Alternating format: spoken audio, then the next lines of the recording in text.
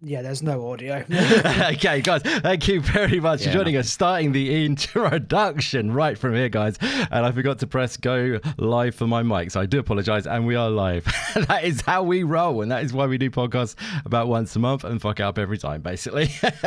But yeah, thank you very much, everyone here is joining us. It's great to see you all in. So many great names in the chat. We've got an amazing crew. We're back from EGX from about a week ago now, and we've gathered a crew who I met up with at the actual show. An awesome bunch of guys, and we're going to be chatting about EGX today, giving you our thoughts on the show, some of the best games on show, and yeah, we've got two new guests on the channel today for the first time, and two awesome returning guests as well, and of course my partner in crime, Mr. Luke Steele, as always. But yes, let's get into some introductions because we've got quite a few people to get through. But firstly then, so we have from the top, making it easy for myself, a new guest on the channel.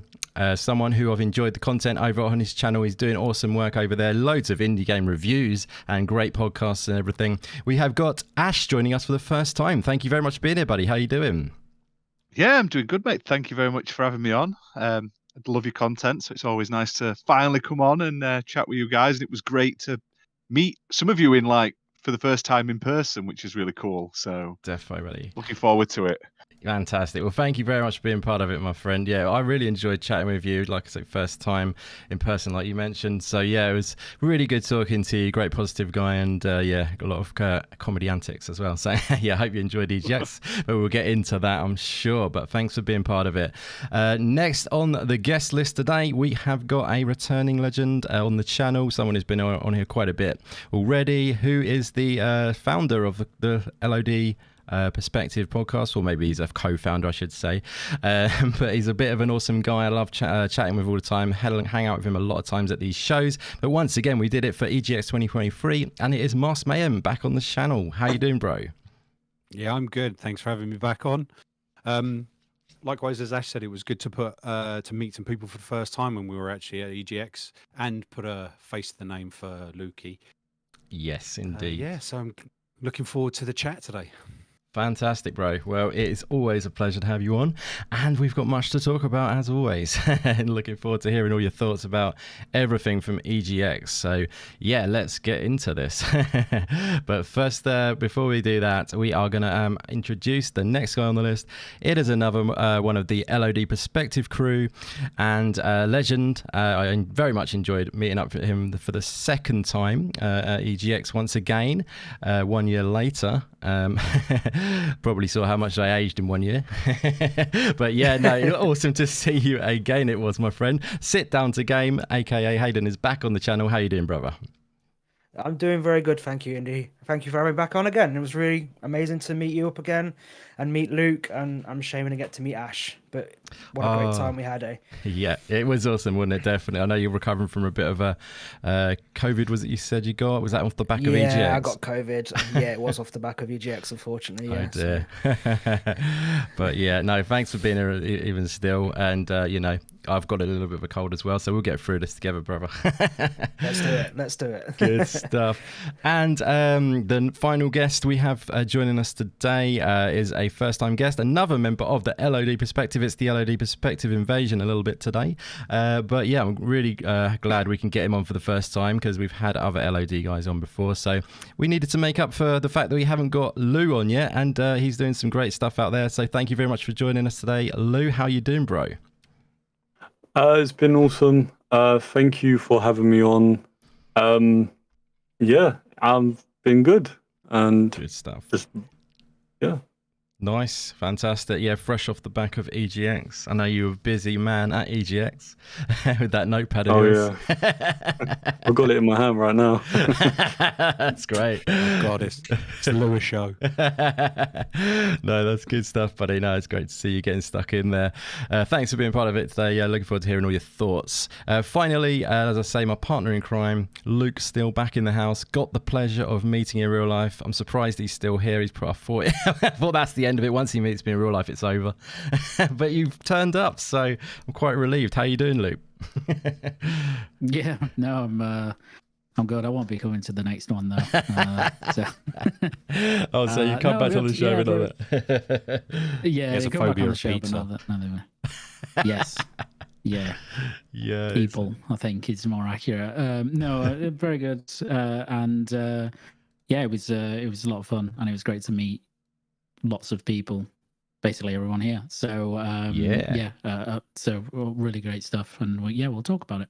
Definitely looking forward to that, bro. Yeah, that was awesome meeting you. It was a fun time indeed. And I want to shout out one other guy who got to meet as well, who can't join us on the show today, but he is joining us in the chat as he is working. I don't know if that's allowed, but he's doing it anyway. But it's Meisuko. We got to meet you in person. It was amazing, bro. And I know you can't make it on the panel today, but thanks for being there in the chat, and I loved meeting you, bro. And you probably saw the amazing work that Meisuko done as a little gift for me of that little Silk Song painting. That was just incredible, so thank you again for that kind gift, brother. But yes, we've got much to dive into, so we should probably do that very soon. But I firstly want to shout out some of the amazing guys in the chat. We've got a really good chat today. That's awesome. So we've got Meisuko, as I say, the legend. It was honestly such a pleasure meeting you, bro, kicking off the EGX from the Wednesday. So yeah, we were there before time, and yeah, we had a little candlelit dinner for two on the Wednesday evening. So yeah, we got an intimate time to chat through stuff. So yeah, it was great, brother. But thanks for being here once again. We have got UK Daz the Legend in the chat. Thank you for being here, brother. We need you there 1 year for sure.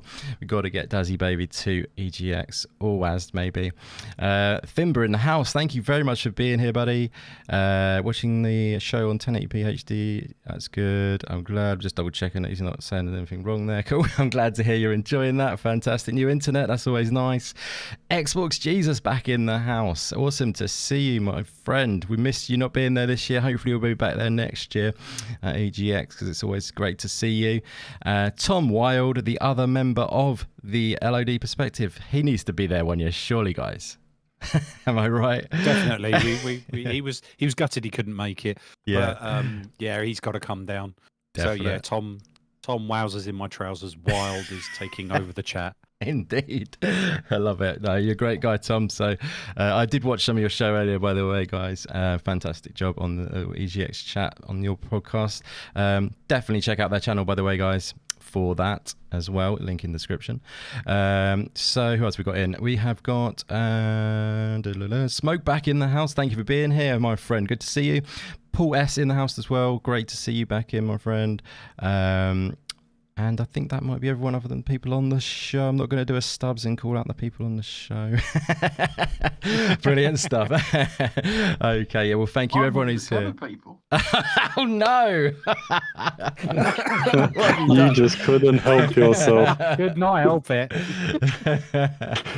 Amazing stuff. That is great. So Stubbs is on the show. Actually, where is he? He's not even in the chat, is he? That's outrageous. We should hopefully see him later.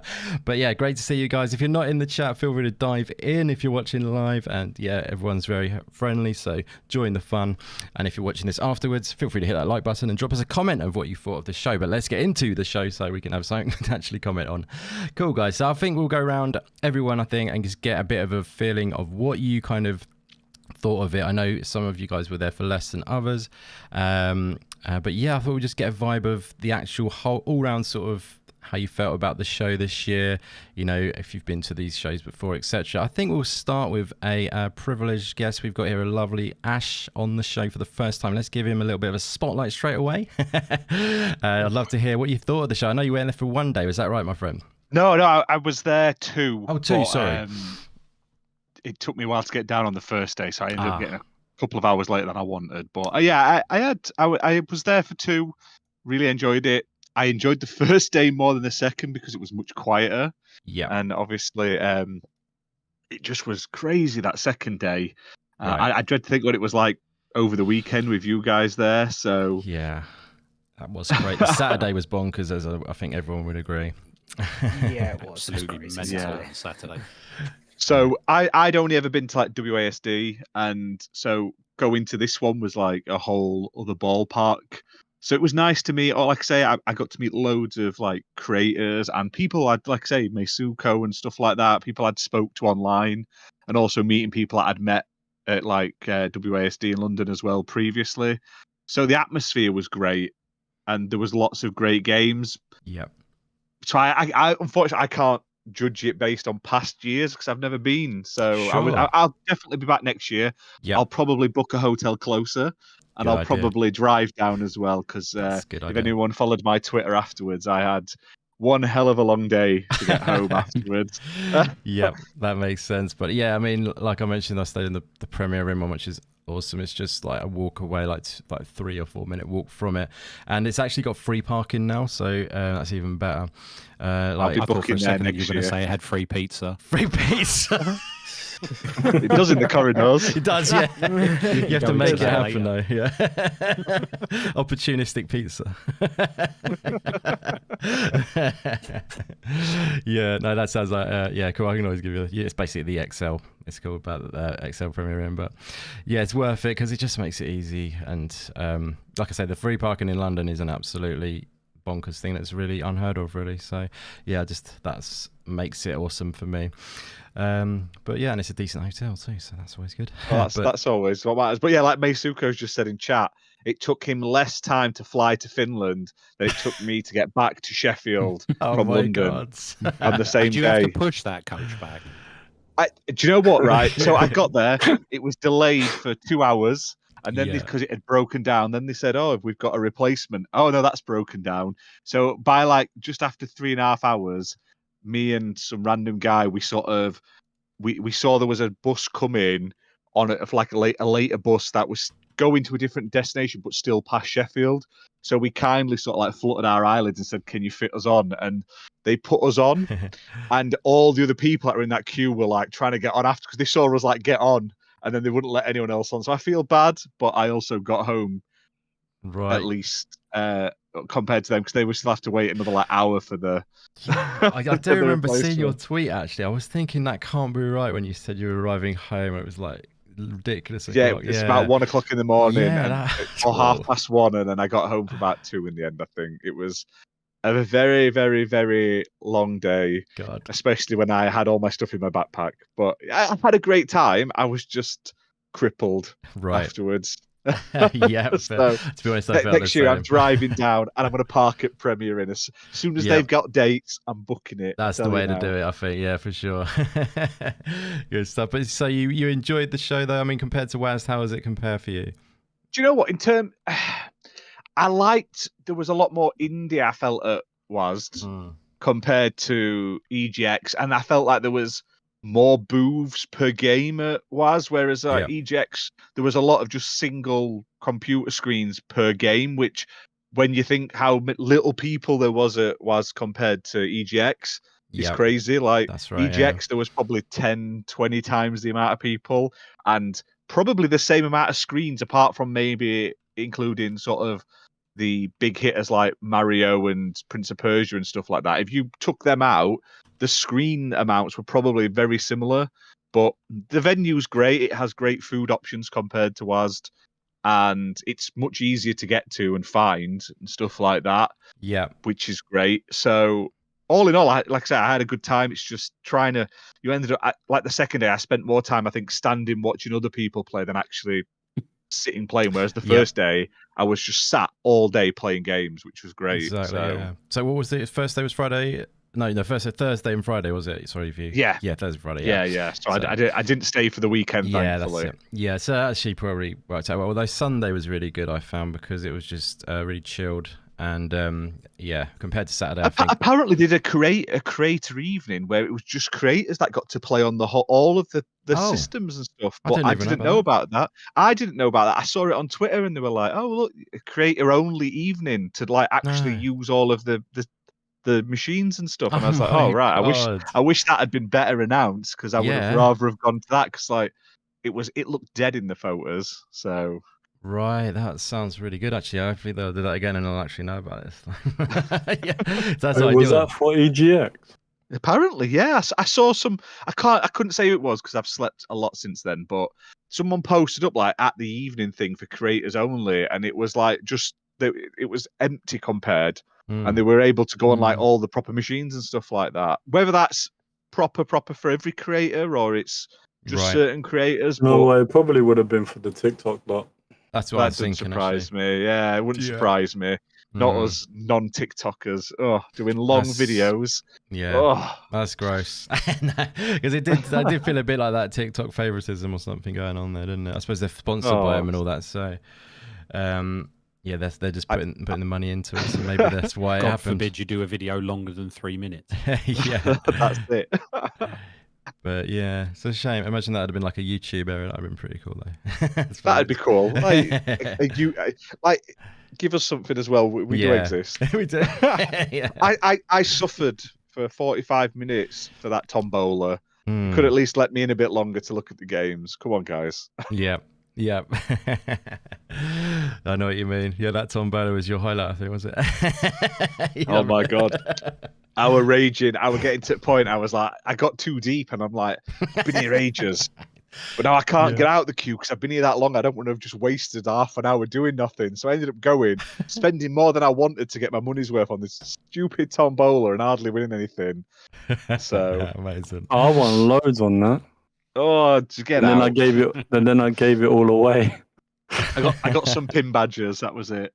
No, I got loads. I gave loads to Hayden, loads to Paul, and loads to just other people. Oh. And the only reason I was in that line is because I wanted to donate. And they were shocked that I just wanted to donate.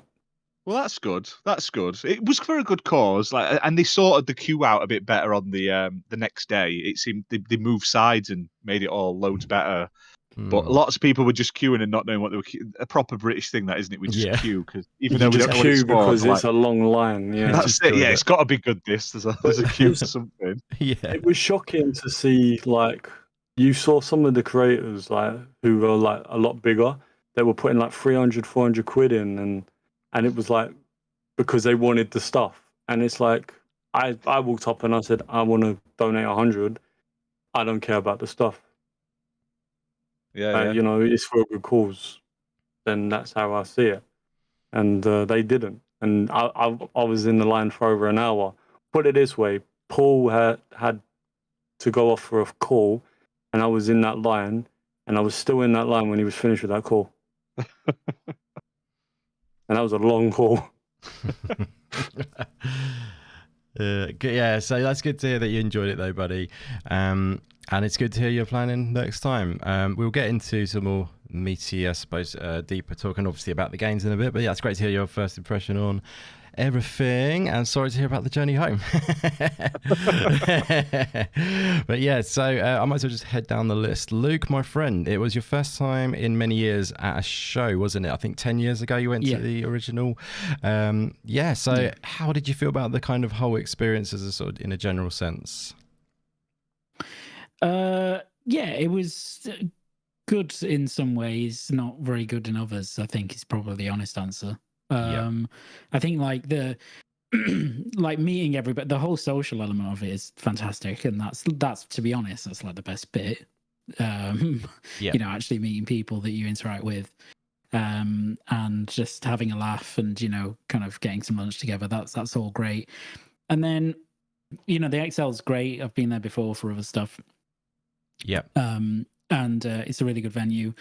I mean, EGX itself, like, it's got some good stuff, and I think they're probably heading in the right direction. But yeah, I think what Ash said with a lot of it is correct, in that, you know, there's not enough stuff there. That, you know, it didn't feel like there was enough stuff.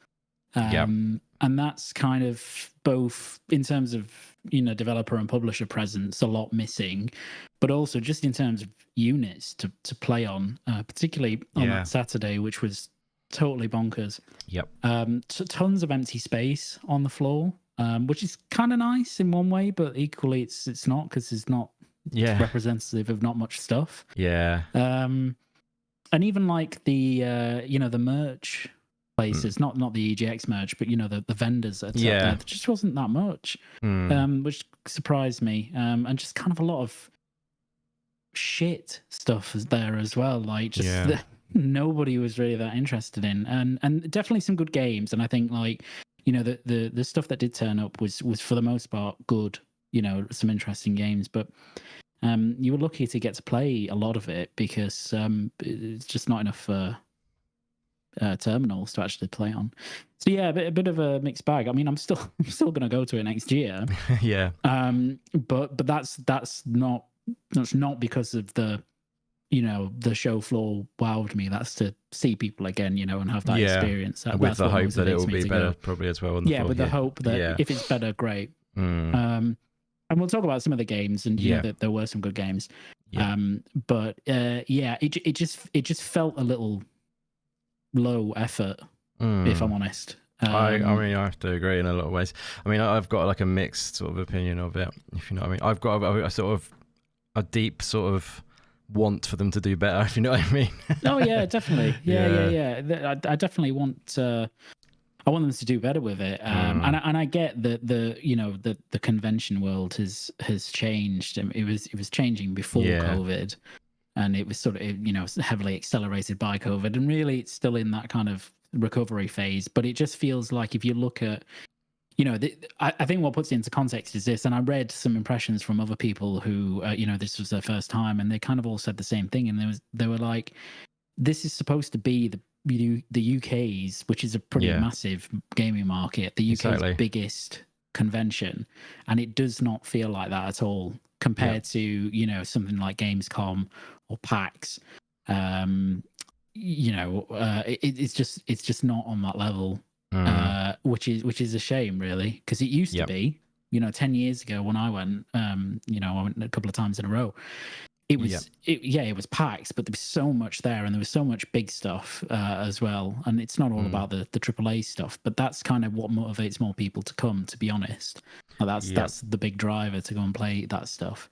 And then with that, then other publishers come as well, and other developers come. Some of the bigger indie devs and pubs come, and it kind of benefits everyone. It just felt a bit low effort, and it sounds like I'm slagging it off, which to be honest I am. I mean, it's good, it's productive, I think. I mean, it needs to be said. I mean, I'm happy to write an email to them to say stuff that I want better, because I mean, I think we all did the feedback last year, didn't we, guys? Do you remember doing the feedback form? I think Mark's Mayhem definitely did. Yeah, I did it. I definitely did. So, yeah, but I feel like they didn't really take a lot of it on board, but I would love to hear everyone's individual opinion, obviously. But Luke, you can finish off and then we can say. But no, and I think that's it. And like I said, I do, I'm saying this because I do want it to improve. And I think the hands are tied somewhat. I mean, it just depends on who, what publishers and developers actually want to go. But maybe some of that's also due to the ReedPop, whatever they charge for renting areas. How much it costs.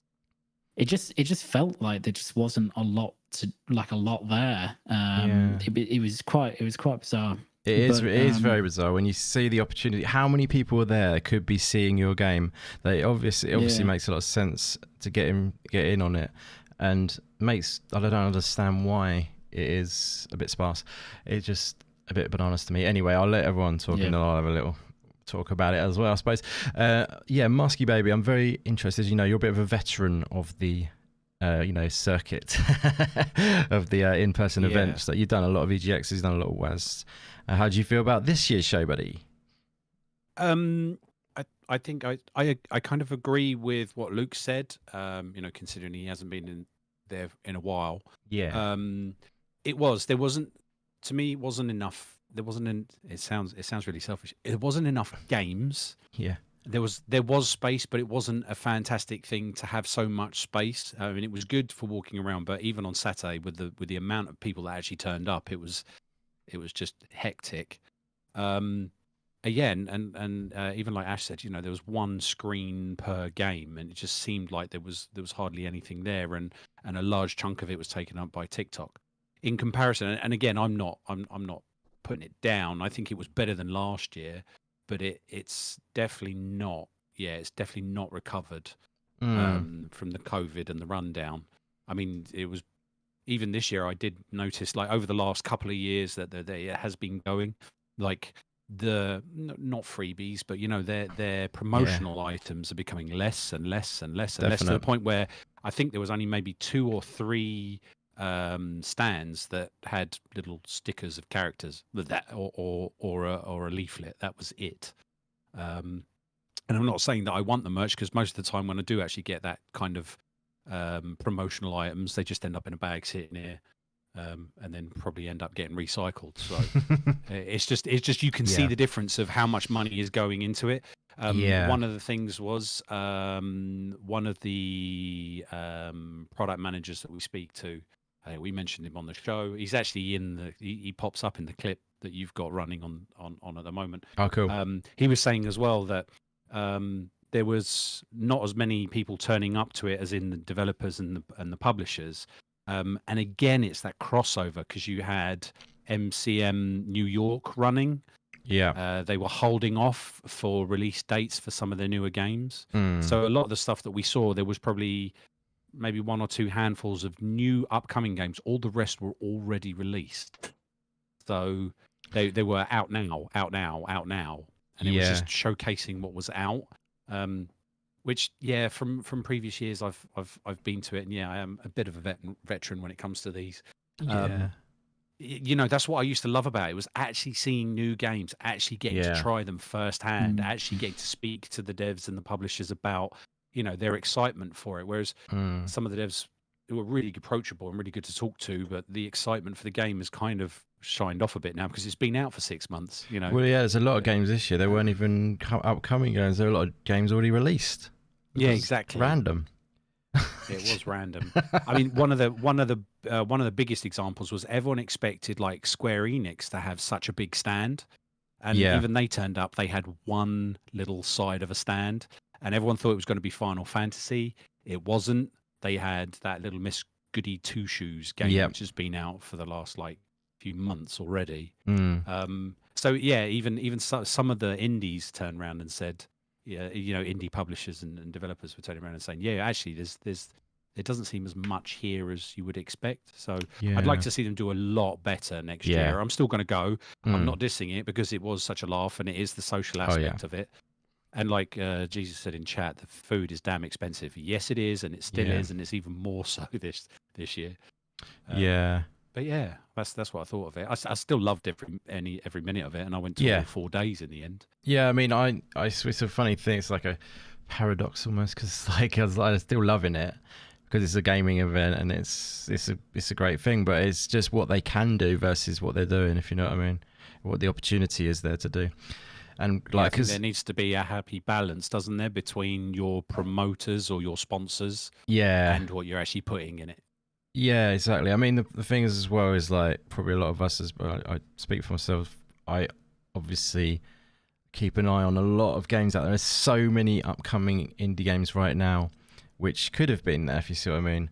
And I just don't know why they weren't really, because they've got to do better at approaching people to get them to go. I don't know whether they're just sitting back, allowing people to approach them, or do they actually scouting out indies to come and show off on their game? You know what I mean? I wonder.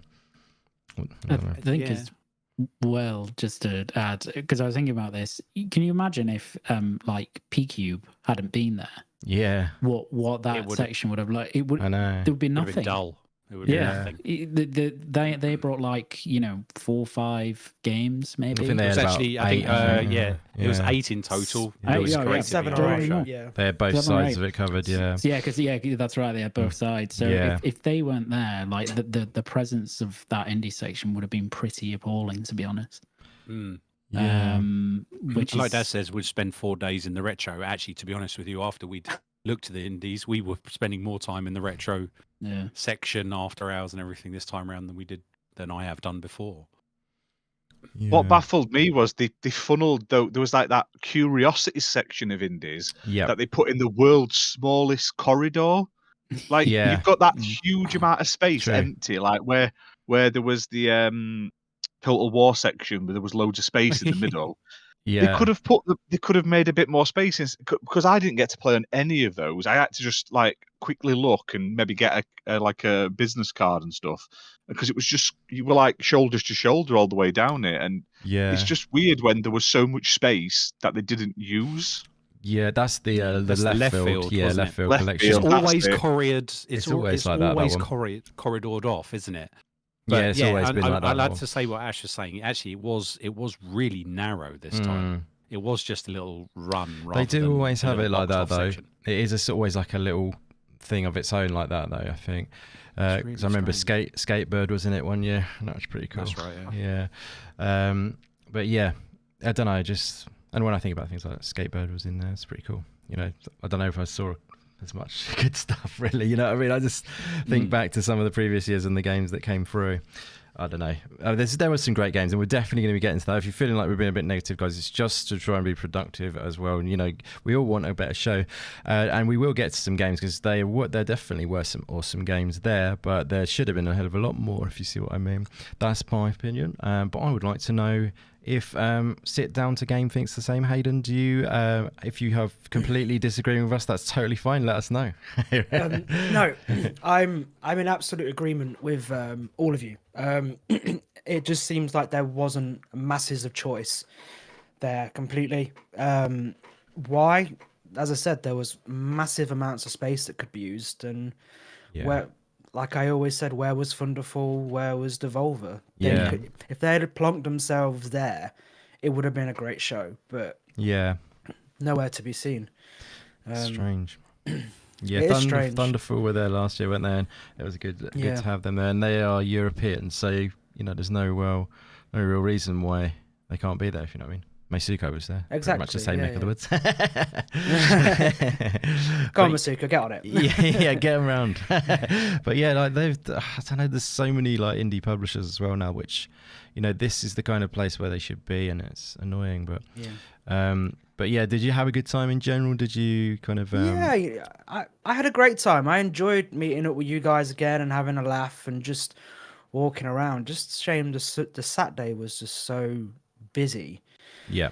But the Sunday was great. The Sunday was so chilled. There was not a lot of people there. We got on everything that we all wanted to play, really, didn't we? So yeah, it was exactly. a good time. Definitely, But, yeah. Sorry, the stalls that I can't remember who was talking about the stalls. I think there was Luke, maybe. probably half the stalls there, maybe from last year as well. Yeah, I don't know. I always say like, I mean, it'd be good to have people. I mean, they've even not got Insert Coin there anymore, have they? Do you know what I mean? They used to have them. Do you remember? And like Fangamer, I want to see them there because they've got a European factory now. And they are amazing. If they would just had someone like Fangamer there, I mean, all they need to do is just look at packs and just try and get as close to that as possible. I think there were like 4 or 5 stalls that were all card games, like selling card games, like the same thing over and over again. Yeah, it is. It's frustrating, really. But there was a lot of unofficial merchandise there, I must admit, though, as well. For such a big show, normally when you see big shows and conventions and stuff, they crack down on that. I mean, you go to the smaller shows and it's sort of like Wild West, it's fine. But there was a lot of poster people selling very questionable, not their own artwork and stuff, which is a shame. And you were right. There were so many Pokemon card sellers. Yeah. It was either Pokemon or non-official merch. Yes. There was one person doing really great. I got some stickers, but they were up near the D&D section. You know, that live action D&D. They must have been part of that. They had some fantastic hand-drawn artwork and stuff. I got the card. I've got like some really, really cool like It and Gremlin stickers and stuff like that. But it's just the majority, though. Yeah, the stalls. I was hoping for more, unfortunately. Yeah, that's fair enough. Definitely. Cool. Anything else to mention on that, Hayden, at all, or? Just how big the TikTok stand was, really. Yeah. It was just there was no need for it to be that big. Pretentious waste of space. It was a very pretentious waste of space to put in people's minds who are watching. Like probably a third, maybe a third of the show was a TikTok stand. Yeah. And it was just a waste of time being there. I know you could meet your favorite creators in there. I don't even know what you could get out of there, but I just thought it was a waste of space. Were they streaming from there? Lounge, wasn't it? Is it like a lounge? Yeah. I think were they able to do content from there or something like streaming? But they were getting advice on how to do content on TikTok with it and meet some of the creators that have been invited. Yeah. Okay. And yeah, obviously it's like. meet and greet and that sort of stuff, I suppose. Is it in there as well, or is that some other area? But there was a meet and greet booth at the back of that's the right, retro, wasn't there? So in the far corner, yeah. In the Just far stick 'em out in corner, the yeah. far corner, right behind theatre. Yeah. No, that's cool. But you had a good time and you checked out some good stuff, but it was overall your sort of feeling is it could be better. Is that kind of what you would say? Yeah, I as I said, I had a great time, loved meeting everyone again, but I preferred last year compared to this year. I still had a great Okay. time and I'd still go next year, Yeah. but I enjoyed last year more. Right. Interesting. Yeah. Oof. Marcy's words. surprised. Yeah. I'm sorry. That's Sorry. interesting. Diabolical. Oh, yeah. Well, just out of interest, what do you think was kind of the main decided that made it better? The more better games was it for you? Is that what made it just that bit better? Yeah, last the year? more I enjoyed the Thunderfall stand the I most thought you last did, year. yeah. And Yeah, it was a good stand, and that's the kind of stand. It was a good stand. It's sort of low effort as well. Like when you see the PAX stands, I don't know if you've ever watched any of these sort of like vlogging PAX 2022 or whatever, like when they walk around, just that kind of stuff, and you just think, wow, there's so much effort gone into that stand from like these indie publishers, and it just feels like there's not really the effort that goes into our ones. I mean, the kind of thing where they had the Thunderful when they had like the characters from the game, a big model of it, didn't they, and stuff like that. It was more effort on that. That was the only time I've really ever seen that at our EGX kind of thing. So yeah, I just think there should be more effort. There just doesn't seem to be. I don't know what it is, but yeah. Anyway, let's hear Lou's take on things because I'm very intrigued to hear. And he's been we've left him out in the cold for a little bit of time. So yeah, Lou, what did you think of the show as a general sort of vibe, my friend? I agree with there being too much space. That I have to agree with. I felt like TikTok, I believe the only reason TikTok had so much space was because they basically sponsored it, meaning that was their piece of, if we come, we want space. Yeah, true. And, they had some creators. I mean, I had my friend message me going, oh my God, did you know she's going to be there? And I'm like, I don't care. Like, she does cosplay, no video games. I don't understand why would you go to an event? Basically, mostly that's more of a Comic-Con thing, but that's just my opinion. But I enjoyed it as well, believe it or not. Like I got to meet some amazing developers, and I just honestly, it was something I needed, and I enjoyed every moment of it. I didn't like Saturday. I was getting a bit too overwhelmed. But it was honestly, crazy. there was so much more that I was looking forward to trying than last year. That's just my opinion. That's good to hear. But again, this year they cut down on the stalls. Like last year, I think they had from one end to the other just stalls in one section, which was interesting. But I did feel like they were very close together as well. Like the amount of times I would knock into someone because it was just so it was like walking down, like going down Chinatown, and you just crowded as hell. Yeah, I know what you mean. The amount of times I had to tell someone, can you just get out of the way a minute, just for 2 seconds, so I can take a picture. Yeah, because I I completely didn't actually get to explore the hidden games at all, which was really weird. And I tried one of their games, but it was called The Void, and it was an Evercade version. Oh, Into the Void, is that? How is it called? Is it called Into the Void? No, what am I saying?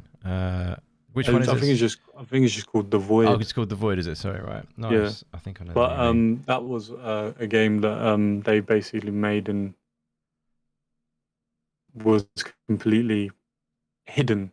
I ran into it by accident, just trying to get past. Like it felt like they put them in a box, because even round it was just a white box with a hole through the middle, and that's where it felt like. And it was like, what is that? Like, there's no sign on it saying these are games or anything like that. It was just, it was just plain and meh. There's so many things I could say right now, but we're trying to be fair. That's all right. You go ahead.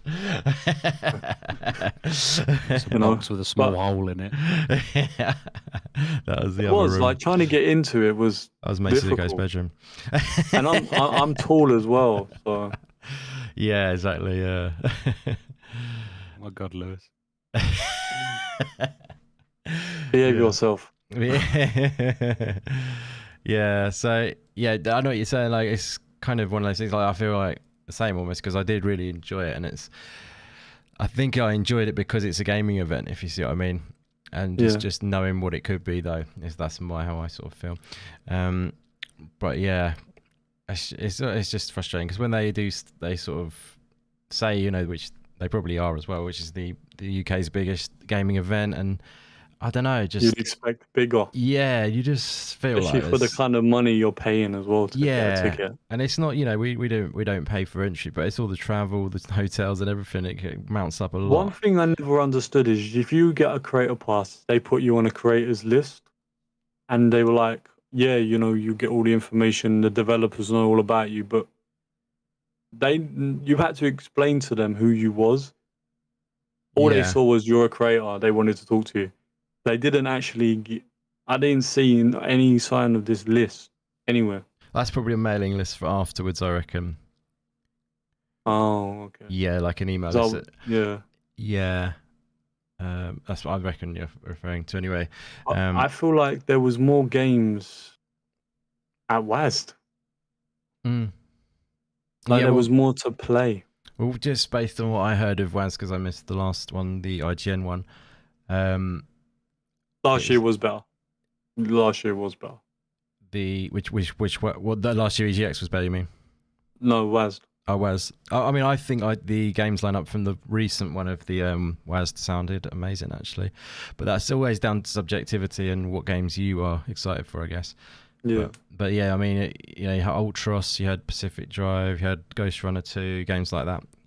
Yeah, see, Ghost Runner 2, I was surprised wasn't at EGX, Yeah, especially with big how time. big it is. Yeah. And like I've just reviewed that, and nice. yeah, and it is honestly surprising that a game that big didn't make its way to, especially when it was only at WAS a month ago. It is still a bit of a shock that they wasn't there, and I was expecting them to be there. To be fair with you, it would have made sense for sure. And definitely Thunderful not being there was a weird feeling. Yeah, it does seem like they should have been. There's so many like Team 17. Like obviously they're in a bit of trouble lately, but there's a plethora of different people who should have been there, really. You know, and so much space for them, and it's just like so many people there who could be playing the game rather than getting stuck in a congestion zone. If you know what I mean, it's just like frustrating in that sense, in my opinion. But yeah, so what we'll do, I think, is got a little bit of a taste of everything. Maybe we should move into some of our games that we liked the sound of. We can give a final sort of thoughts at the end. We'll do the games and then we'll just do a final thoughts on the show of maybe our mini review of what we said or whatever, or of our final gathered thoughts. But like I say, for next bit, what we'll do is we'll dive into some games, because that's going to be a good section, because I want to give a spotlight to some of these awesome developers and publishers who have shown off some games there, because it was definitely a lot of positive there too. But as a whole, I think we're all in the same boat. We're feeling like it could have been better. But yeah, we'll come back for a final thought on the end of the show. But yeah, so let's jump into some games, guys. So let's jump on over to the next screen, and maybe we will head on over to our man Ash. Yeah, for the games, buddy, was there any highlights for yourself? Yeah, what did you think of some of your favourite games and stuff? Do you know what?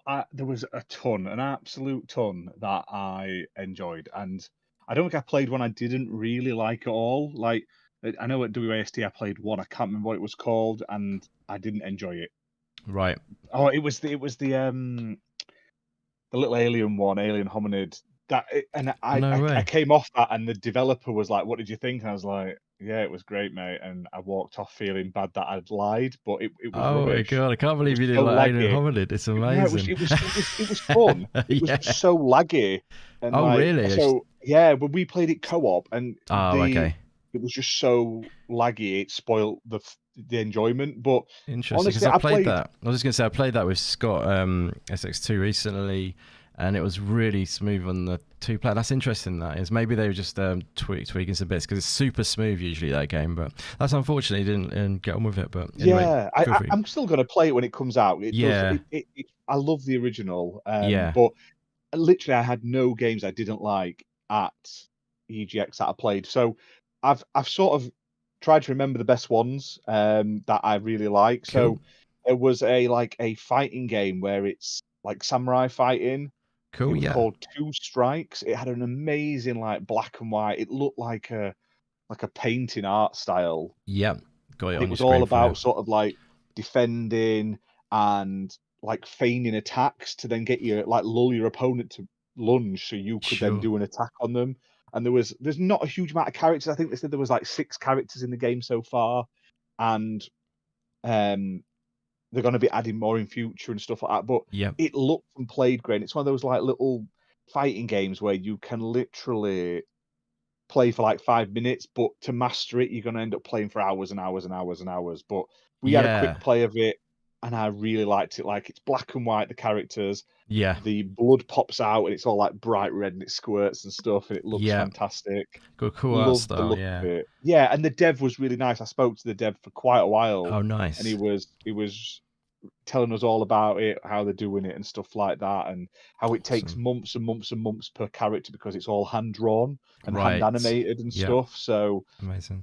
It's took a lot of labor of love, that one. So that was one of them that really stood out to me. And that's one I was really trying to get onto. Every time I came around, it seemed like there was a lot of people around it, which was good for the game, of course. But yeah, like, did you not try that last year? Me? Because I think there was Two Strikes. There was a different game which was similar to concept but not hand drawn. Was it that the game you were thinking I played? Maybe. I think they may have tweaked it. Yeah, there was Two Strikes, but I think they've tweaked it and made it hand drawn now. The other There's one also was a game called One Strike as well. One Strike's their previous game, yeah. So this is the follow-on. Yeah, the one I played last year was very similar to this, but it was like really 3D. It looks completely different. It was nothing like this in design. I think it's just another game with the same concept. Was it the one that was right in the far corner of the room? Is that the one you mean?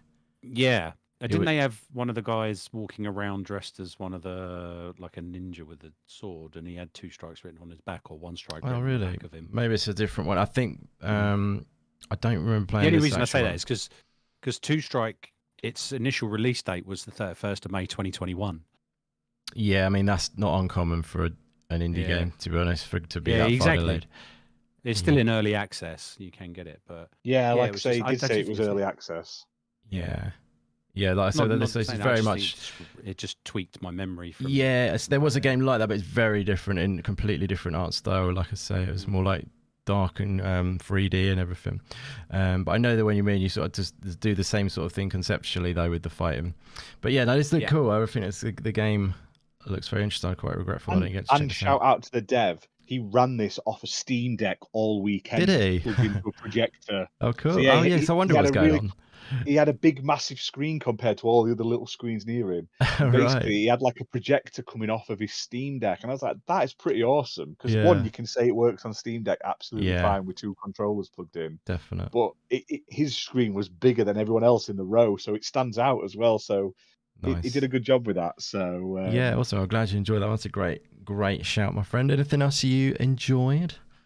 There was Stampede Racing Royale, which is a battle royale kart racing game, and I am a sucker for a good kart racing game. And this one, however, it has just been delayed. They literally were doing an open beta that weekend, and they've now delayed like early access or like early release or whatever it was going to be a couple of months to sort of improve it, which is good. I'd rather they didn't rush it. Yes, but it's made by people that have worked on like Colin McRae and the Sonic and Sega Racing series, so it's got some pedigree in there. It looked ace, and I love the whole sort of like massive kart racing battle royale. Yeah, it's madness. cool. 60 player and great. Yeah, Yeah, it's pretty. I played this as well. It's really good fun. I played it with Meisuko actually. That was good fun. Oh, nice. I got a second as well. I was pretty happy with that because they were running a beta at the time, weren't they? On Yeah, so you could play it in the event with people online, Exactly. devs and random people. Yeah, so I thought that was exactly. really cool. With like 60 people in a race. Yeah. But then it's not just racing. You've also got like the battle mode, which is crazy when there's like 60 people all firing really? like rockets and stuff. Was that available for play at the show? Was it as well, the battle mode? It's like randomized. It's like I think the dev said you do like 3 rounds, and normally the first and the last are racers. Oh, I see. And the middle one is like a randomized sort of event, and it Cool. can be like battle modes and stuff like that. Yeah, So it's pretty good fun. I like the concept of it. Yeah, that's it. That's actually really cool.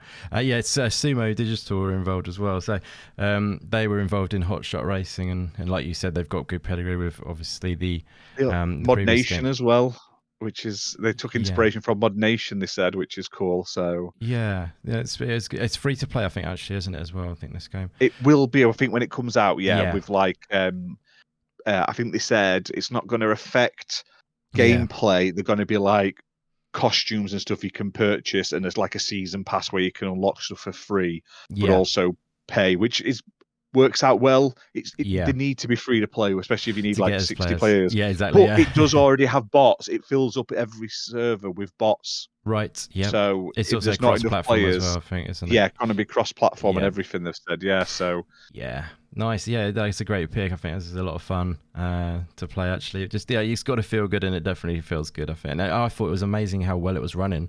Actually, surprising that they're not going ahead with it. Like you said, they've delayed it, but yeah. Well, the devs said like a couple of them they were showing off here are like their most polished. He said there's some levels where there's still like blank textures and stuff. I see. Yeah. That were in this test. They were available to be played on, but they weren't pushing them while they were at the event. And I don't blame them. You want to show off the best look of it, but yeah. I think it's been pushed to January now, if I remember correctly. Okay, cool. Yeah, that makes sense. Make it right. That's the best way, isn't it? Nice, good stuff. Might see you out there on the track then. That's it. Oh, I'm sucker for those sort of games. Yeah, I do like them myself, actually. Yeah, cool. Anything else you wanted to mention at all? The games you enjoyed?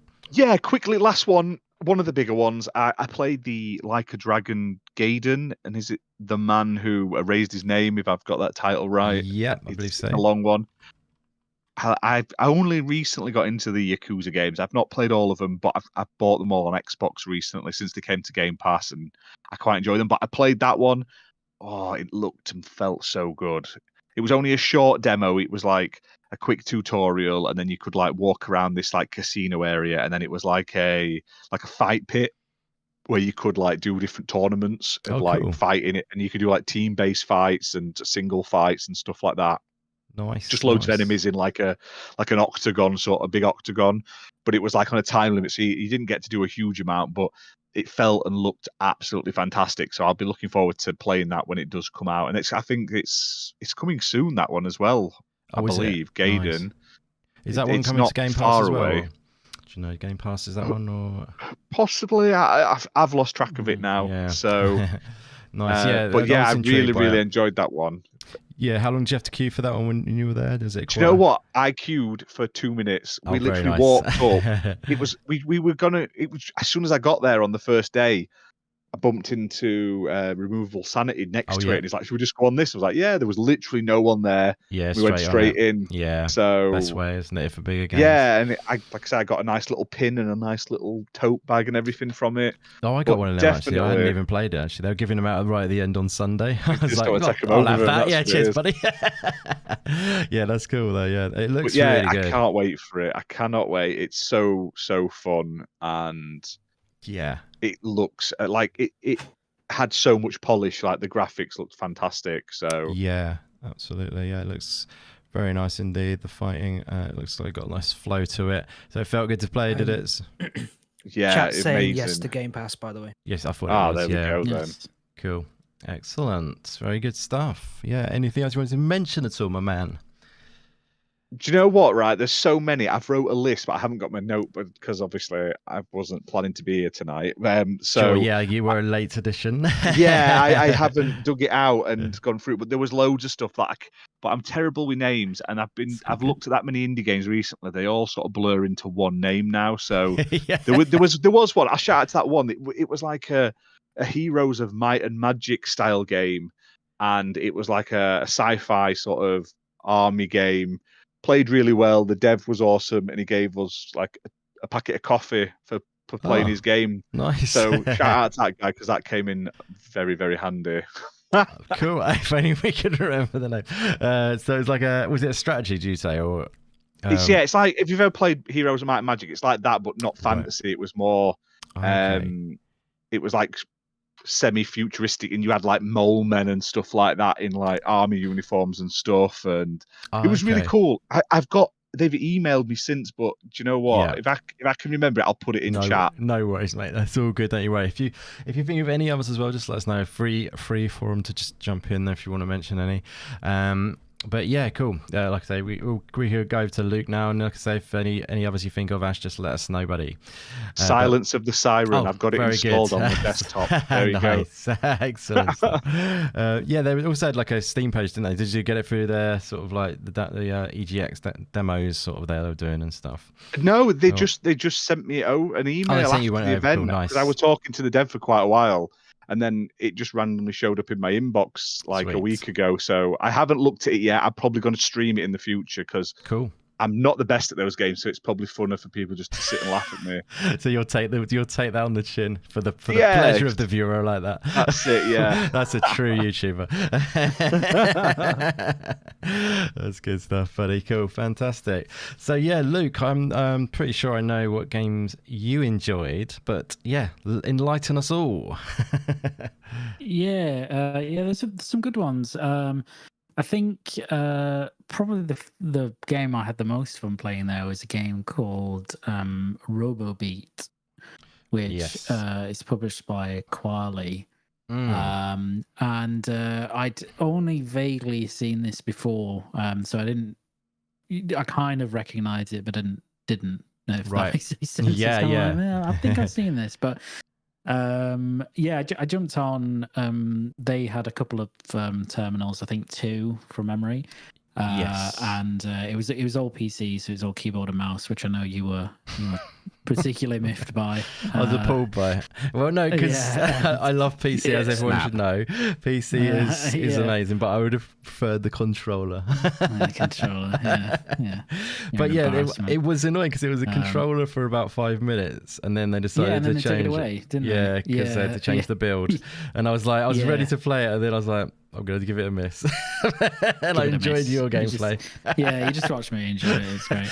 And then I downloaded the demo when I got home, and then it lasted about a day, and it got taken down off Steam, and I was a bit like, God's sake, I've been robbed of it twice. You'll never get to play now. I played that, and I had a great time playing it. Nice. So much so that I actually went back and played it a second time. Awesome. Before I left, just to get some more minutes in it. Cool. But yeah, that's a first-person shooter that's part roguelite and it's rhythm-based. So it's kind of that trend of rhythm shooters like Metal Hellsinger, that sort of stuff. Yeah. But this one, obviously, the music is more of a sort of techno sort of combination, and it's very, very fast. You can dash pretty large distances. You can dash and run across walls. There are platforms that launch you, and it was super responsive. I think was the great thing about it. Well, you picked it up straight away. You were awesome at it, so it didn't take much time to. Yeah, well, just because you like that. Yeah, but no, it did actually. Obviously, that's a testament to your skill, but the game as well. You know what I mean? Yes, very much so. I think it's very easy to pick up and play. Yeah. If you're used to kind of first-person rhythm games, or even just like quick first-person shooters, like Doom Eternal. If you've played that, you'll get to grips with this pretty quickly. Apart from the rhythm element, which is obviously unique, but true. Oh, just one thing as well. I don't know if you're aware. You can actually use your own music in this game as well, and it still works to the rhythm. Cool. Yeah, so it's pretty amazing. There's a trailer they put out. It's like music trailer, and it shows you how you can use your own music, and that's pretty cool little thing. Awesome. That it still works to the rhythm of it and everything. So it's very clever. Yeah, that's really cool. Had some cool mechanics as well, like some enemies you could not damage unless you hit them on the beat. Like you simply they would just stay around. They would be like impervious to your bullets. Yeah. Which I found out. Obviously, like that took me like 2 minutes as well, because typically with these show floor games you don't get much explanation before going into it. But that was really cool. And yeah, I just really enjoyed it. I just thought it was good. I enjoyed it so much that I went back a second time, and then when I got home, I also downloaded the demo and played that again. Nice. That was the best thing I played, apart from Super Mario Wonder, which was Super Mario Wonder. So obviously nice. Well, you enjoyed that. That's all good. You can talk about that. That's why it's not banned. I was going to say as well. I did capture your gameplay of RoboBeat. I was trying to. I was thinking about putting the gameplay into this, but it would have been just too much work to have cut it all into the right bits and everything. So it's got too much footage to put into the stage show. But maybe we can make a little video just on RoboBeat if you wanted to at some point. Sidetrack it a little bit, but maybe we could. But yeah, anything else you enjoy about it?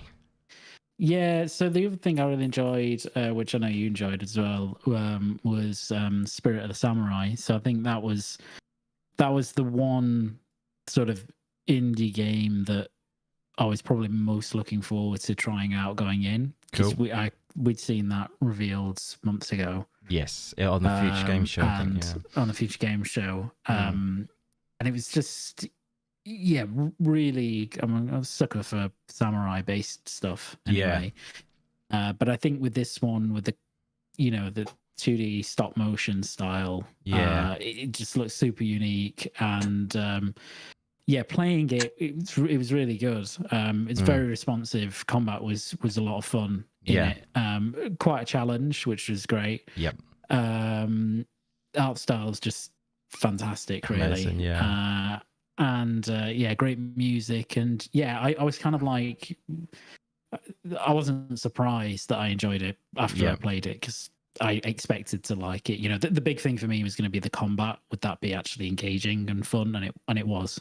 So that was, if it nails that for me, it's already a winner. That's great. Yeah, because that's the only thing I was worried about was the gameplay in this, because they're clearly nailing the aesthetic, aren't they, and the atmosphere. Yeah, well, I didn't want another Trek to Yomi, basically. Fair enough. I know your disdain for that. For the old the gameplay aspect in it, anyway.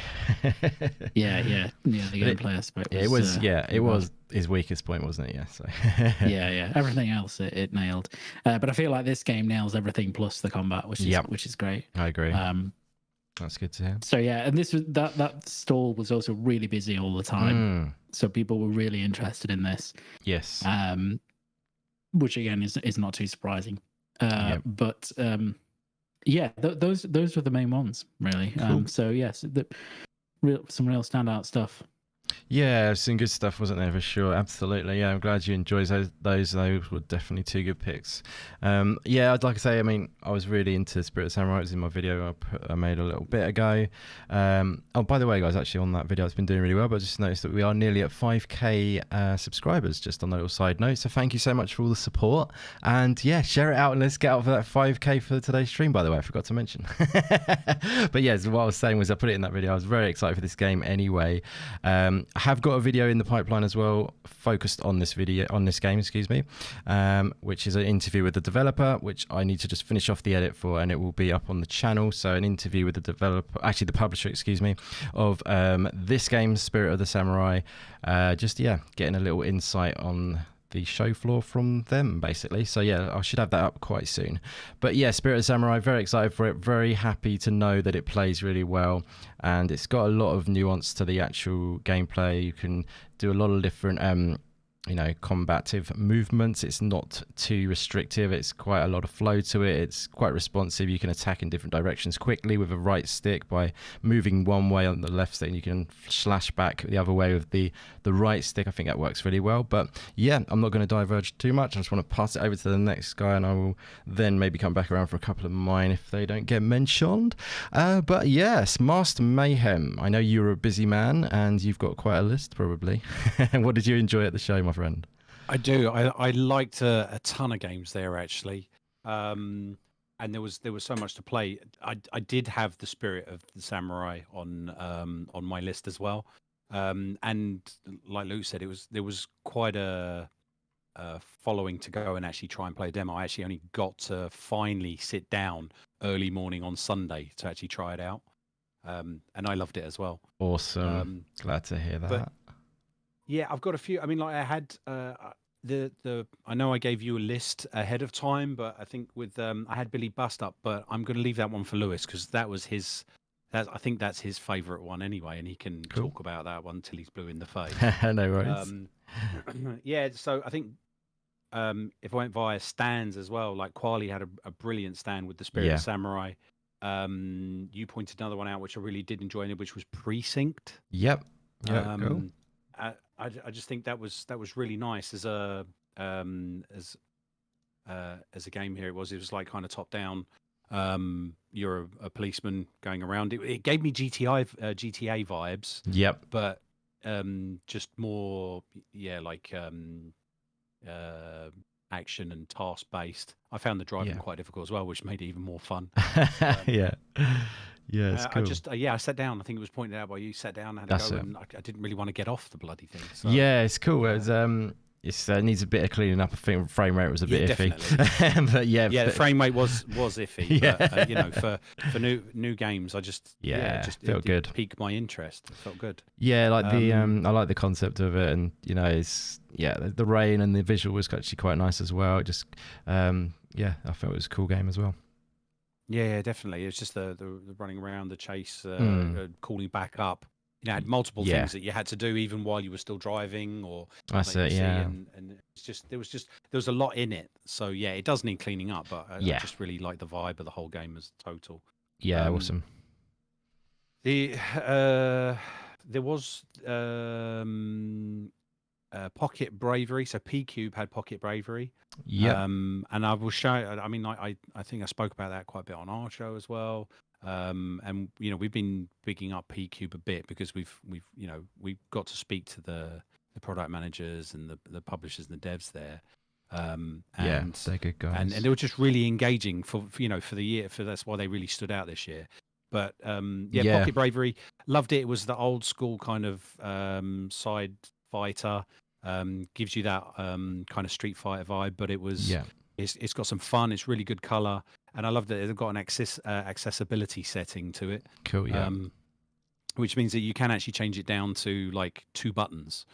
Right. So you can have your punch and your kick on 2 buttons, and then you can have a special move on one of the bumpers on a controller. Cool. And they just have special moves and little comical bits to it, and just couldn't put it down. You see, like there's different bits to it, and just for a nice little game. Awesome. A lot of people were loving it. I think it's hard to get on a lot of the P-Cube games. Actually, I found maybe I was on the wrong day, but all of the guys on that stand are amazing. I spoke to quite a few different ones, and like you said, they're such great guys, and very friendly and knowledgeable. So good stuff. I'm glad you enjoyed the P-Cube stand as well. Just to add to Pocket Bravery, when I was speaking to the guy who was telling me about it, he told no, I spoke to someone else. I spoke to. He's going through his book. I spoke to. Wasn't Dan, was it? Richard. Okay. And they basically told me that every single character is based on another character. So the outfits, like for example, the main character is Goku. His outfit, if you look in the video when he does his move, he's wearing Goku's outfit. I see what you mean, yeah. I see what you mean, yeah. So I think it's to engage, isn't it? Yeah, it's supposed to be like an Easter egg sort of thing that you catch on and go, oh, hang on, I've seen this somewhere, and it kind of gets you more into wanting to unlock more characters. Because every character has a different style that you can change as well, different colors, things like that. Yeah, I just thought it was really engaging, and that side of they'd thought about the colors and the sounds and everything to be more engaging for it's when they were showcasing it, like more for neurodiverse and accessibility side of things. That's what I really liked about Yeah. it. And you know, I had like my nephew join us at EGX, but even at WASD we had Hayden's little come with us, and it was just so engaging for kids as well. And I quite like that because it's like, you know, I love games, but this was for a fighting game. It was quite family as well, even with some adult humor. Yeah, good stuff. That is good when developers think about that sort of thing. Excuse me. It's actually out now as well, isn't it? This one. Yeah, it's out now. It's out now. You can get it. I think it's Only on Steam. $16.99 on Steam. It's on Steam. They're looking at consoles beginning of next year, I believe. Priv said. Yeah, okay, that's right. Yeah. So we had Pocket Bravery. One from the left field place was Isle of Sea and Sky. That was in the leftism one. That's also available on Steam. I don't know if you've managed to get anything from that. It was a little one. I have. Yeah, here it is. Yeah, hey. I got you covered. Yeah. So I've actually, you can get the demo for it now as well, and it's a little puzzle game, and it is quite tasking. So, or should I say, taxing? It's you've got to work out how to do it. Sometimes you think it's impossible, but it's not. And it had me entertained when I was there, and it was stuck right in the middle of the leftism corridor, and just it didn't really have much of a showcase. It was literally just one screen and you know, a keyboard. But went and sat and had a go at it, and yeah, it got my attention. It's really nicely done. Yeah, I just love this one. Nice. I got the demo, and I actually finished the demo yesterday. So I actually managed to complete the demo, and it took me that long. So it is one of those puzzle games that I kind of like. You've got to try and work it out. It doesn't tell you how to do it. Yeah. You just got to try and move blocks around and get past stuff, and you die a lot, and you can reset the map, or you can reset the room when you go into it. So I think there's a lot of joy for that little one. Yeah, the art's nice, isn't it? Really nice. Yeah, the art style is really nice. You know, it gave me them kind of like old school kind of Pokemon vibe, like over the top. Yeah. You know, top down, walk around. You go through long grass, but you just got to move things around, collect keys and stars, and try and open different areas. So yeah, good shout, really that one. Nice. Easily missed.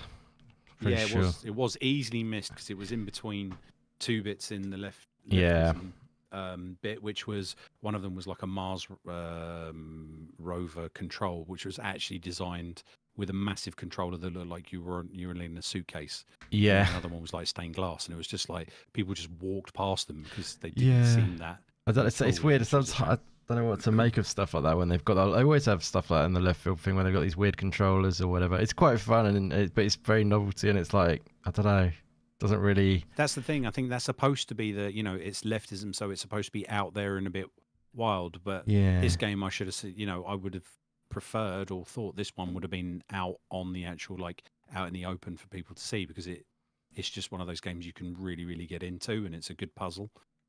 Yeah, that's good. So, that's a great pick, definitely. Is any others, my friend? Yeah, obviously the list goes on, but I don't want to keep you. So that's all good. I think finish up. I had Trash Goblin, that had its little standalone, was on its own. Didn't really see much about it. It's very kind of like Sims worldy, where you own a store. You're a little goblin, and you pick up trash, build it up, and put it and try and sell it. Yeah. And I think the main one for me, and I sent you, I don't know if you've able to get the video up, but the one for me actually was from the university. So it was Abertay University. They had all of their students come in. Out of 60, whittled it down to 10, and then 6 managed to show up at the EGX. They won to come to the EGX. And they had one which was called Paper Trails. But we've discussed that. And they might need to change the name because it's quite confusing. Well, there we go. So you've got my footage. Yeah, so thanks for sending that over. This is master footage. That's right, because they haven't got a trailer, unfortunately. So they don't have a trailer. So they should. They definitely should get a trailer. Speaking to them, so there's 8 students that were developing this, and they developed it in 1 month.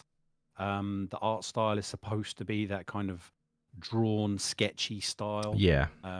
They said that the original idea, concept of that sketchy style comes from like a Harry Potter, the Deathly Hallows or something. But Cool. the premise of the game is that you're a bunny. I think you're supposed to. Well, Lewis found out from them you're supposed to be a reincarnated wolf. So you've come back as a rabbit, and then you're being chased by a wolf. Cool. And the idea is how you get around. So, and it's there's different points to it. It definitely needs polishing. Yeah, I was watching it with have you. It up. Looked pretty good to me, but yeah, I know what you mean. Yeah, you carry on, sir. I don't want to interrupt you. Yeah, no. So they, it does need polishing. There are a couple of bugs in it. They originally won. This was supposed to be their final project. From the 8 of them, they won to get there. They put it out.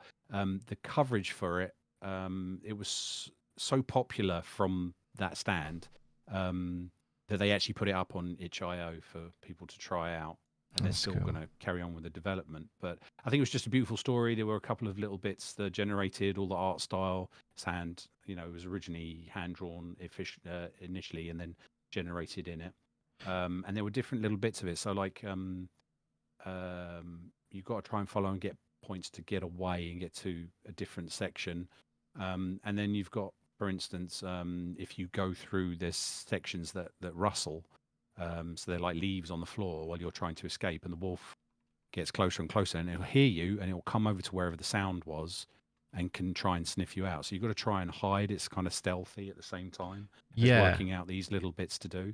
And the concept is you can see the wolf in the distance walking around. Yeah. When it's getting closer, but when it's actually chasing to you, you don't see the wolf chasing you. You just have this shadow effect of jaws coming closer, getting from the top and the bottom of the screen, just getting closer and closer. So yeah, I think I fell in love with it for a little thing that was developed by them. It's a great really pick. To show it. Yeah, no, it's really good. I'm really glad you sent over the video so we could show it, and you explained it so well about the story of the game, like you say, being on itch.io at the moment. So check it out via that, guys, if you would like to. So are they kind of they're staging at the moment? They're just sort of building the game out a bit more, and then they're going to release a Steam page, or do you know what they're? Yeah, that's what they're planning to do. I don't think they initially were going to do that, but they because of the coverage that was EGX and everyone loved it. Like, I mean, in my footage, you can see they literally got it up on itch.io the second day of EGX and then printed this QR code and sellotaped it to their stand. But they did say they were over at the game show in Scotland, which is in December, and then they're looking at it. I know that Abertay University, and there was a couple of sponsors, including Epic, to get these guys out to the shows. Right, so like really Epic grants or something. Grants. So I just really hope it picks up for them because they were so enthused with it and they were so engaging. And all 8 of them were there. And they were just happy to chat, and you could just feel the passion they had for this game and how it come up and the concept. And I think it was really nice. Definitely. Really nice game. Yeah, no, they should. If they're going to pursue it, do you think they were just sort of testing the waters at first, and then they felt like it's just been quite successful, so maybe they should keep going? Is that what the vibe you got, or is it always going to be something they were going to pursue? Initially, that's what I think. No, I think this was supposed to be their final project. It wasn't something that they were going to carry on with. Yeah, but they've got their little studio. Mm-hmm. And then and then they just ended up having such a love for the game. So awesome. So I guess it all depends on then whether if they want to continue pursue it, doesn't it? Maybe part of the team might continue and part might branch off, but it'd be good if they could continue this project, wouldn't it? Because seems great, actually. I think it looked really good when I was watching it, and from what I'm seeing here, I like the sort of stealth being like hunted sort of aspect, and you sort of really cool, actually. Nice art style. I think they should. If they are going to, they should get a Steam page up as soon as possible and a trailer up as soon as possible. That's always the golden rule. It is the golden rule. Never show your game off before you've got a Steam page or a trailer, because otherwise there's where you're going to divert the traffic to. I know that's why they've done an itch page. There were 6 games. There were 6 games there. They were all relative. They were all pretty good in the same. It's just this one really did stand out. Yeah. So no, that's great. Rock Flock Studios. Okay, cool. I think their positioning in the actual show was perfect for them as well, to be honest, because it wasn't in a small area. It was next to the entrance as you walk in. So no, that's great. That's good stuff. Hopefully they've gained a lot of new fans and everything. And yeah, they'll it was continue. Hayden playing it in the Oh, was it? footage. Oh, very I nice. wonder who that Hayden handsome playing. devil was. The reflection in that, yeah. Good stuff. I like it. That's a great pick. Was there any others that you wanted to go over at all, Muskie baby? No, I think that's it. I mean, there were a load there, and like I said, I'll leave Billy to Lewis. Yeah, sure. I mean, there were tons. You know them as well. I'm sure you've got them on your list. Yeah. That were on there. Cool, man. Hey, that was a great little set. I mean, if we come back to any of them if you want to, but we'll go on to Hayden now and see if you've got any games you wanted to talk about that you enjoyed at EGX, brother. Unfortunately, everybody's talked about them. So That's cool. No, it's like, yeah, well, there's been some good ones talked about. So yeah, let us know which ones they were then. So it was Billy Bust Up, but let Lewis go on it because it was my favorite game of EGX. But Lewis can definitely bring that up to actually what it's about and stuff like that. And the others were The Spirit of Samurai. I loved it. I thought what a beautiful game it was. The actual video for it, for the cutscenes, was amazing for an indie game. I think they're coming along amazingly well. Indie games now, they're almost top tier with their cutscenes and stuff. Yeah, just to let you know quickly, sorry to cut you off straight away. It's just the developer of this this is their first game. They're actually a movie and an animator from like motion picture and stuff in the previous. Oh wow! So okay. that's why it's so beautiful in the visual sense. I think that's what we'll find out more from my interview because I forgot exactly what it said. I'll let the publisher guy speak for that. But yeah, that's pretty much why it looks so stunning. Yeah, but yeah, carry on, my friend. Makes sense. The Precinct, like Paul said, I just thought it was a nice little. Remind me a lot of GTA back in the day when it was drop down, driving around, doing what you want. I thought it was a perfect little game, and I looking forward to that release. Yeah. One of my other favorite games, I know it's going off indie, but I really loved playing Super Mario Wonder. I know it's out now, but what a fantastic game, and I'm excited to get it when I've got some cash in my back pocket to pick it up. But it's for a Super Mario game, it's what it needed. It's definitely a change of pace and a change of style with the new pickups and stuff. So, but I won't stay on the AAAs for too long. That's so good, man. But yeah, glad you enjoyed that. Yeah, but they were my faves. A couple of other things I played a Moomin game. I can't remember what that was called, unfortunately. Yeah, I know the one you mean. I can't remember. It's Snufkin. Oh yeah, that's it. Yeah, Snufkin. Yeah, The Adventures of Snufkin, I believe. Played that for 10 minutes, and it was a nice little game, a little adventure one. Just collecting bits and pieces, progressing through the story.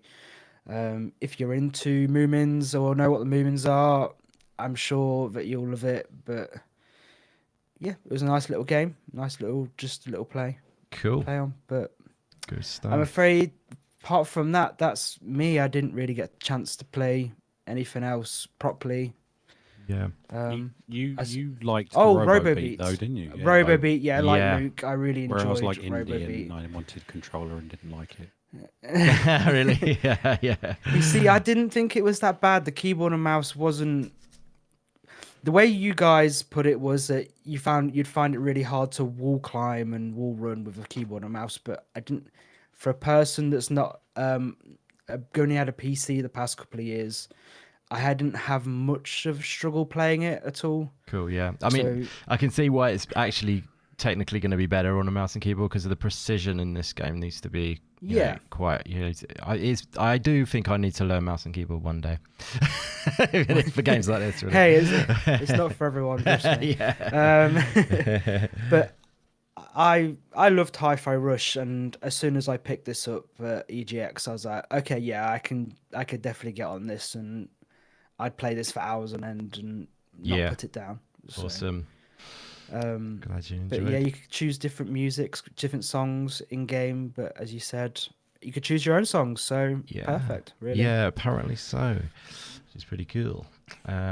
I think that's right. Anyway, now you say that, you say you could choose different music. I'm pretty sure the trailer was focused on your own music. Maybe now I'm doubting it. But yeah, I'll stick by what I said. There was different tapes you Yeah. could insert in the Yeah. actual game itself. They've Right. preloaded, but Sure. which I think you could switch up. And there were different types of music, were they? Yes, They there said were. if it There had a was- strong beat, you could use it. Oh, they have It said had that, to yeah. have a strong enough beat. So Yeah, if the beat so was strong, that makes like sense. dubstep and shit like that, Yeah, that'd be sweet. because it just probably I draws wonder on if it away has. from. If you see what Yeah, I I mean. wonder if it has to be a certain beats per second or beats per Yeah, minute stuff for it like to that. work. Yeah. Rules out Frank Sinatra, doesn't it? Imagine that. Yeah, could you imagine? New York. Yeah. That's great. Yeah, I think it probably sounds like it can then, but yeah, you just need to get the right type of music by the sound of it. But yeah, awesome. I'm glad you enjoyed it. Yeah. So anything else you'd like to mention about it? No, I've got nothing else, unfortunately. The games have already been spoken for, so could just add on my likes. That's cool. And thumbs We up you for know them. we like your takes though on it as well. Of course. Your golden takes. Golden takes. Exactly. No, that's great, buddy. Fantastic. So yeah, yeah, excellent stuff, mate. So Lou, buddy, what games did you enjoy at EGX this year, my friend? Billy Bus Here Stop. we go. Sorry, Lou. What was that? Billy Bus Stop. That game has been on my radar now for months. I played the first demo they brought out, which was Fun Tokyo. And the demo they showed at EGX was actually the pre-alpha that if you supported the Patreon, you had access to it. Right, cool. Well, I didn't even know they had a Patreon. So when I actually found out, I was like, oh, okay. Honestly, I've never met developers that are so down to earth. Now, I've met a lot of developers, but something about Ash and Kate is just something else. Just so easy to talk to. I could talk to them for hours.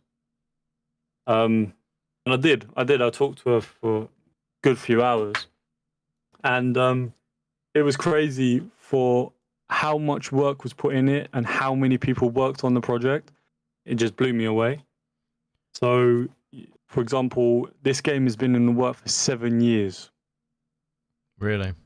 Wow. Yeah, and it's based on, the music is based on things like Disney songs that get stuck in your head, easily catchy. Yeah, makes sense. Musical adventure. Yeah, can definitely and it see started with just 2 people. Yeah, that's the thing that really just sets it off. I think the musical aspect of it, it's almost like, you know, like some sort of like the genie from Aladdin or something. You know what I mean? Yeah. Well, one of the actual singers for it and does the voice acting is a really famous voice impressionist known as Black Griffin. And he is really good at doing voices of different songs in the style of Fall Out Boy and Green Day and he's really good. Just check him out.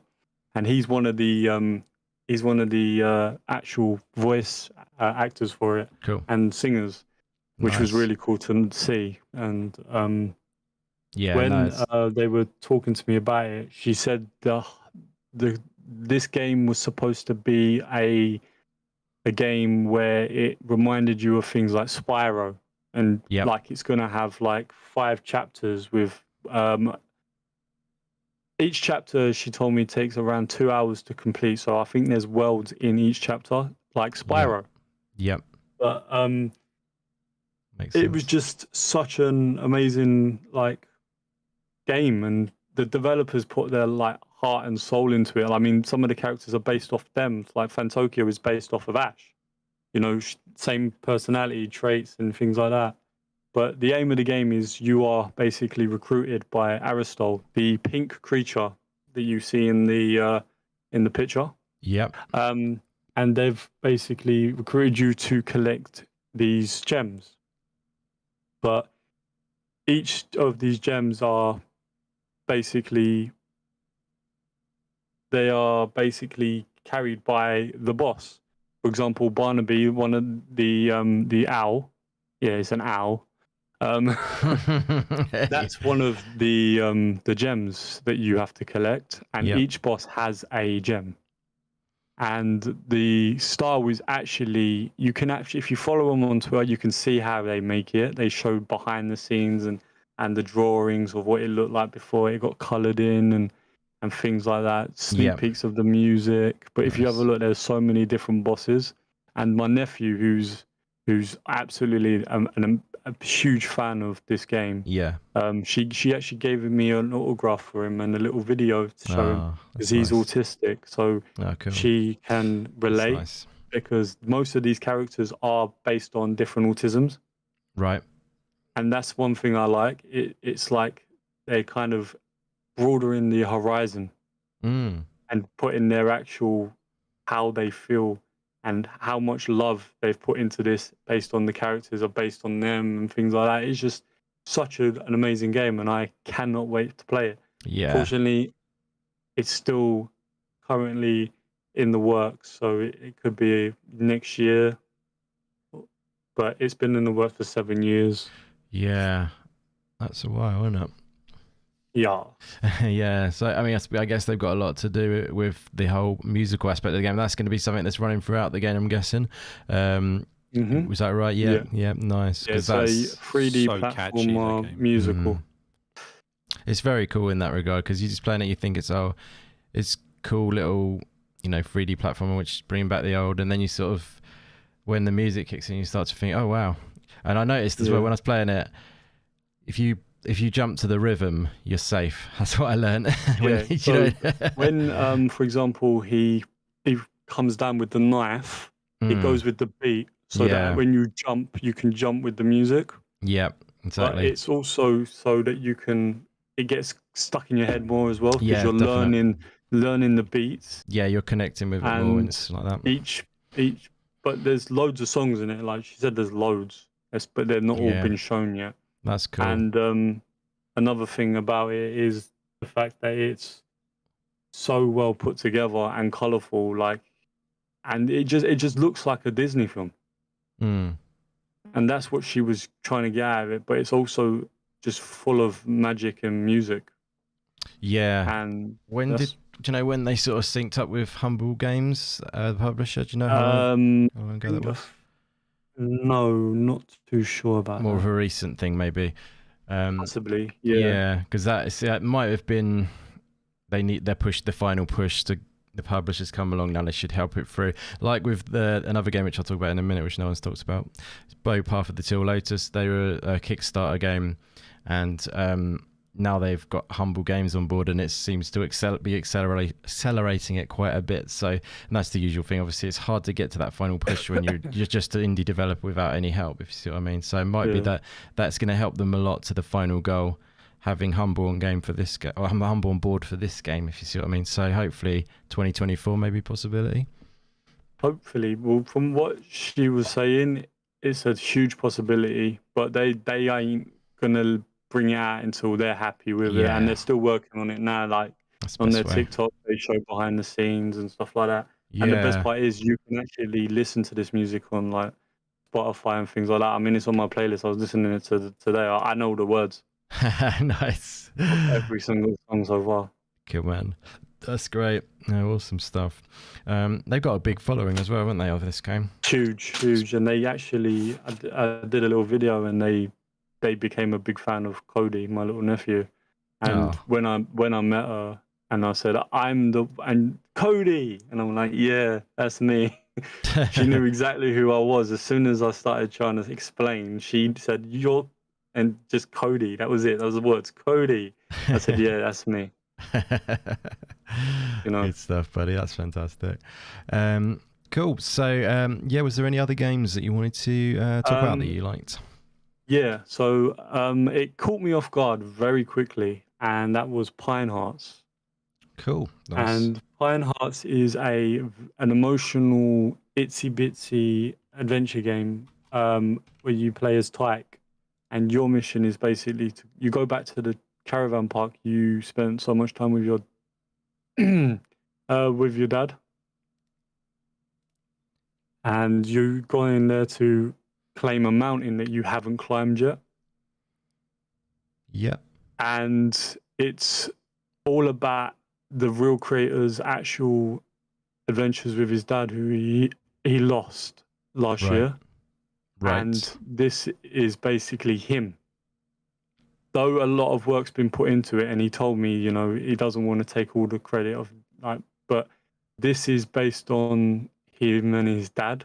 Right. Amazing. Yeah. And how he used to go camping and stuff like that with him, and Yep. and just you'll start to see memories of Tyke and his father, who is no longer here. Yeah. So it's very personal. Yeah, and when he told me, it felt like I was about to play a game that, because he was really nice, and he was struggling to speak about it as well. Really. And yeah. when he said to me, "You should give it a go," I said, "No, I can't now." Right. I can't. Yeah. Understand why. But it was just the fact that it was so based on his real, like Rob's real life, and like it's currently not on Steam till March, but and it's coming to Switch. Cool. But you can play the demo in February, and it's based in Scotland. Oh, okay. And it was worked on by 20 people in 2 Nice. years, and Little Nuke is the publisher. Right, nice. Yeah, it's a beautiful art style to it, and yeah, when it's a personal story like that, obviously you can tell they're pouring their heart into it. So yeah, that is a special thing, and that's the great thing often about indie games is they really will really focus in on the emotional side of things, and yeah, that is, you know, it's a brave thing to do as well, and yeah, and I can see why it would affect you, buddy. So brave of you to talk about it as well. So respect, and yeah, fantastic. Is there anything else you wanted to mention about it at all, matey?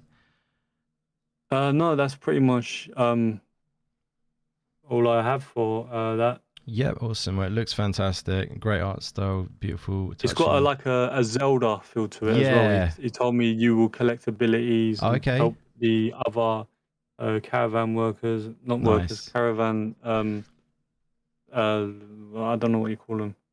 The caravan inhabitants kind of thing. Is that what you mean? That's it, inhabitants. Yeah, and you basically build relationships to help you get to this mountain. Awesome. And you explore the park, so it's very close to home. Absolutely, perfectly described there. Yeah, no, that's great stuff, buddy. That's a great pick. Anything else you wanted to go over then, matey? Do you know what? Because of how amazing the woman that I spoke to was, Power Wash Simulator and their new update that they're bringing up. Cool. And that game was shown to me by Paul, Master Mayhem. And at first I said, what am I playing? And he went, don't judge it, play it, give it a go. And, you know, and it used to relax me to the point where I would literally start to feel tired and fall asleep. Yeah, I used to fall asleep on my computer playing it. And even when I spoke to him last year at WAS, I said, your game makes me sleepy. Yeah, I can understand why. Yeah. And Paul was like, "Oh my God, what have you just said that for?" And I was like, "Well, it's true. Like, it makes me relax to the point where I'm passing out because it is just such a relaxing game. There's no stress. You take as long as you need." And you know, when I spoke to the woman and I just told her, "Your game has done more for me than you will ever understand." Like, it's relaxed me, and it was the first game I played since my loss. And it was just something I needed to just sit back, relax, and it helped me. And like, I played the game itself, and it was a lot of fun. Like, you know, and I just said, like, there's so much you could really do with this. Like, you could clean anything at this point, like anything. You could go to like Legoland and clean that, or you know, clean characters or things like that, models and things like that. And it's just like it can go on forever. It can just go on forever. I mean, SpongeBob, I've just finished that. That took me about a week. Yeah, it's that meditative kind of like relaxing vibe, isn't it? Yeah. Good stuff. Overwhelmingly positive on Steam as well, so you're not alone. Yeah, and obviously, they were speaking about the VR version of it, and I'm like, I can't wait for that. It looks so good. I'll replay the whole game again just to play in VR. Excellent, yeah. I mean, I might fall asleep. Yeah. But... Find you in sleep with a headset on, yeah. Good stuff. Is there any others that you wanted to highlight at all? I know you were mentioning before about Gory Cuddly Carnage. Is that one of yours? Yeah, I like that one as well. I spoke to Devon about that, and without him nearly giving me out information that he wasn't allowed, and some he did give out, and I swore I would never tell anyone. So unfortunately, I can't. But then again, they've just brought out the story trailer, so I can now. Right? Yeah. I saw that. Yeah. But basically, the whole story is not just about mutants or anything like that. It's based on trying to save the professor with your gang. So there's more characters that haven't been introduced yet. And he also mentioned how the hoverboard is a character. It's not an item. It is an actual character. Yeah, you see the face on it, which you will grow a relationship with and connect with, basically.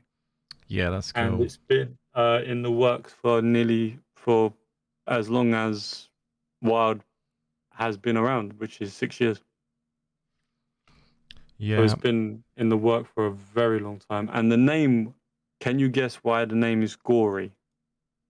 Because it's gory. Yeah, it stands for something, I think. Has anyone else got it? Paul just said it. It's gory because it's gory. Yeah. Is that it? And it's not a kid's game. They looked me in the eyes and said that do not let your nephew or anyone play it. And I went, okay, I won't. I think my child would say different.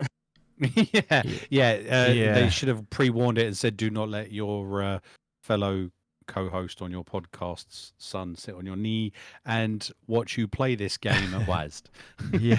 I guess the colour makes it quite inviting and the unicorns and stuff, but yeah, it's definitely violent game. Pretty much. And Liv also said that it had horror elements and comedic aspects. It's quite an amalgamation of different things coming together.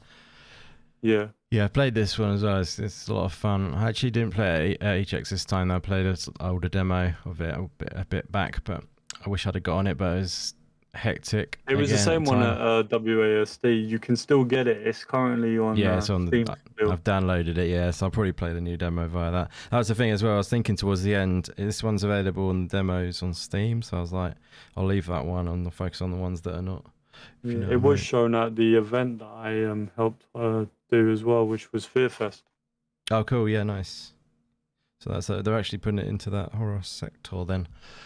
Yeah, it is a horror. It is a horror. They did, and I was like, sweet. I think it's more of a comedic horror, isn't it? Yeah, like I mean, scary there is some movie. really good fun and adult humor elements to it that kind of doesn't make it that typical horror. Exactly. Yeah, sort of like that scary movie. You know, like the movie Scary Movie. It's scary, but it's also funny. Yeah, it's not scary. Good stuff. Yeah, it plays pretty well from what I remember as well. Luke, you played this, didn't you, as well, buddy? If I'm not mistaken. Yeah, I did. Did you get on with it, or did you enjoy it? Yeah, it was good. Yeah. That's maybe then. That's it was fine. It was fun. It was fun. It didn't blow me away, but it was fun. Yeah, cool. That's good. So I got with the gory. I mean, I played it at WASD, and that's why I didn't have it in my list for EGX because I'd already played it. Yeah, but I had the luck of the PC that had the demo on it had actually burnt out the day before, and they just used the publisher or the dev's laptop and stuck it in the corner for one of the units. And when I sat down, so the developer come over and he goes, "Oh, you got an exclusive there." I was like, "Why?" He goes, "Because I didn't have the demo on here, so you've played the first kind of beta version of the full game." Because they were still playing and people had finished and got up and walked off. Nice. I was like, "Oh, I better stop then, so I don't spoil the game." I really enjoyed it. I liked the comedy in it. And just the visuals and the color and everything for it. Yeah, I quite like the way it's sort of, the hoverboard sort of style. That kind of vibe with the combat combination, which is a bit like that upcoming skate game, which is Hell Skate in a way, but combat and skating. But yes, anyway, Lou, my friend, have you got any others that you wanted to talk about before we go on to the next final stretch? No, that'll be all day. Yeah, you'll be there all day, yeah, no worries. Well, you picked some great ones. I think we all have. Is there any others anyone else has thought of while we're going through? Anything that you wanted to shout out at all? The only ones that I've probably got just to throw in, they're not really indies. There were two. We had a good time chatting to. They were a promotional company called Swipe Right, but they were promoting OG games, more like family friendly games. Right. And they had that was released on the 13th, which was the second day of the show, was The Grinch's Christmas, Cool. which is kind of like a platformer. You play the Grinch, and it is the story of the Grinch that steals Christmas. And another one was based on the new Transformers cartoon, so it is based for the younger generation, where you play Bumblebee and go around and do different stuff. But I think for that one, it's open world and people don't realise, so you just go wherever you want with it. But I thought I'd kind of shout them out, and I quite enjoyed them two games. Subsequently, I bought The Grinch's Christmas. So, oh, cool, nice. Yeah, it was good fun. The Grinch is a very good game with kids. I played it with my daughter the other day. Nice. And it's one of those simple platformers where your daughter or your like younger kids can play as the dog, Right. so they don't like get attacked as much, and if they fall off the edge, it doesn't really like go back to a checkpoint or anything like that. So it's good to play with like younger people or people that don't have as like higher platforming skill or something like that. Yep, makes sense. Really, really cool. Excellent. I can see that. I don't think Master was. But he tried to get me on it, and I wasn't really into it. Yeah, you weren't having it. No, I wasn't. You weren't having it. Neither was Hayden. Hayden sat down and went, "Yeah, I've played games like this before," and you went, "No, I'm not playing the dog," and just walked off. Yeah, we basically. It just reminded me You of had a every strop. Paw Patrol game I've played. So, But Paw Patrol was right next to it on the showcase. no, as well. the other Paw Patrol games. Oh, all right. Okay. Yeah, the new Paw Patrol game is open world. It's a step up. They've they've opened that up a bit. Kids Can't wait. GTA. That's good. GTA with pups. That's it. Yeah, GTA, but you can't do anything exciting in it. That's what it is. Your kids will love it, but you'll drive at like 2 miles an hour and you'll be chasing blimps, and that'll be like the peak of the game. Yeah. Okay, I'm sold. I'm gonna play it right now. That's it. Change the game. Amazing. Good stuff. So what I'll do is just quickly mention a couple of mine to highlight real quick, because one hasn't been mentioned, was definitely one of my favourites. So my favourite games of the show were Spirit of the Samurai is probably my game of the show, I would say, which probably is a little bit surprising, even though it was one of the ones I was definitely on my up on my list for checking out, and it was, one of three maybe that I was really looking forward to. I suppose it's not that surprising, but I thought Bow Path of the Teal Lotus might be my game of the show, but it ended up being that I preferred Spirit of the Samurai on the day, for whatever reason. But yeah, Bow Path of the Teal Lotus was awesome as well. We'll just put that up on the screen. It's one you've probably heard me talk about quite a few times before on the channel, guys. It's a Metroidvania. It's inspired by Hollow Knight. It's got that vibe. I played it and it was a ton of fun. Played the boss as well. Beat the boss first time. I'm pleased to say I didn't die. I'm just going to take that. I'm just going to cheer and just going to self-indulge for a little second there. But yeah, no, it was awesome. It played really well. I don't know. I feel like down the line it's going to feel even better, if you know what I mean, because I did have a bug maybe that threw me a little bit. Meisuko was there at the time and it got sort of stuck at one point, and right at the end apparently, according to the guy manning the stand. But yeah, no, really enjoyed it. The amazing art style in this game, and the fact that it's got the Hollow Knight sort of controls. It certainly feels great to play. It controls very tightly. And yeah, it's looking fantastic. Very much excited for it. And again, going back to Spirit of the Samurai, looks awesome. You'll hear more about that on another video soon, so I won't go into too much detail. But yeah, I was thrilled with the fact that it actually plays really well and has got quite a bit of depth to the controls and the gameplay. Fantastic game. Get it on your wish list, guys. It's also coming to Atari VCS. I don't know, it's quite random, but yeah, it is indeed. So there you go. But yeah, it's coming to Steam, and they did sort of hint at the fact that they might be looking at consoles, and there was nothing to announce at the time. So potentially that could get announced at some other point down the line.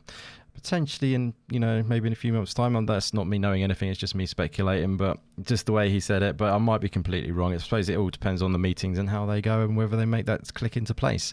But yeah, so that's pretty cool though. So yeah, keep an eye on this one for sure. One other game that hasn't been mentioned, which I'll just shout out because I really enjoyed it and it's also well worth mentioning, and that's Resistor, which was a cool game. It's on the P-Cube stand, and yeah, really enjoyed it. I was a little bit fearful of the art style being too childlike, as I told Luke many times.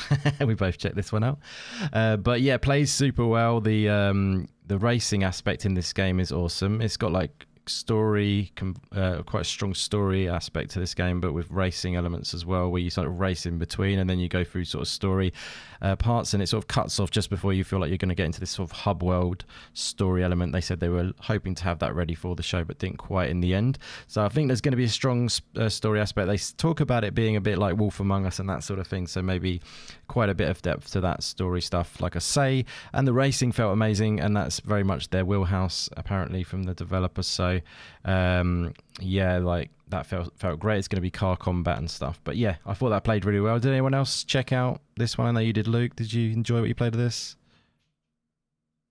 Yeah, it was fun. It was fun, this one.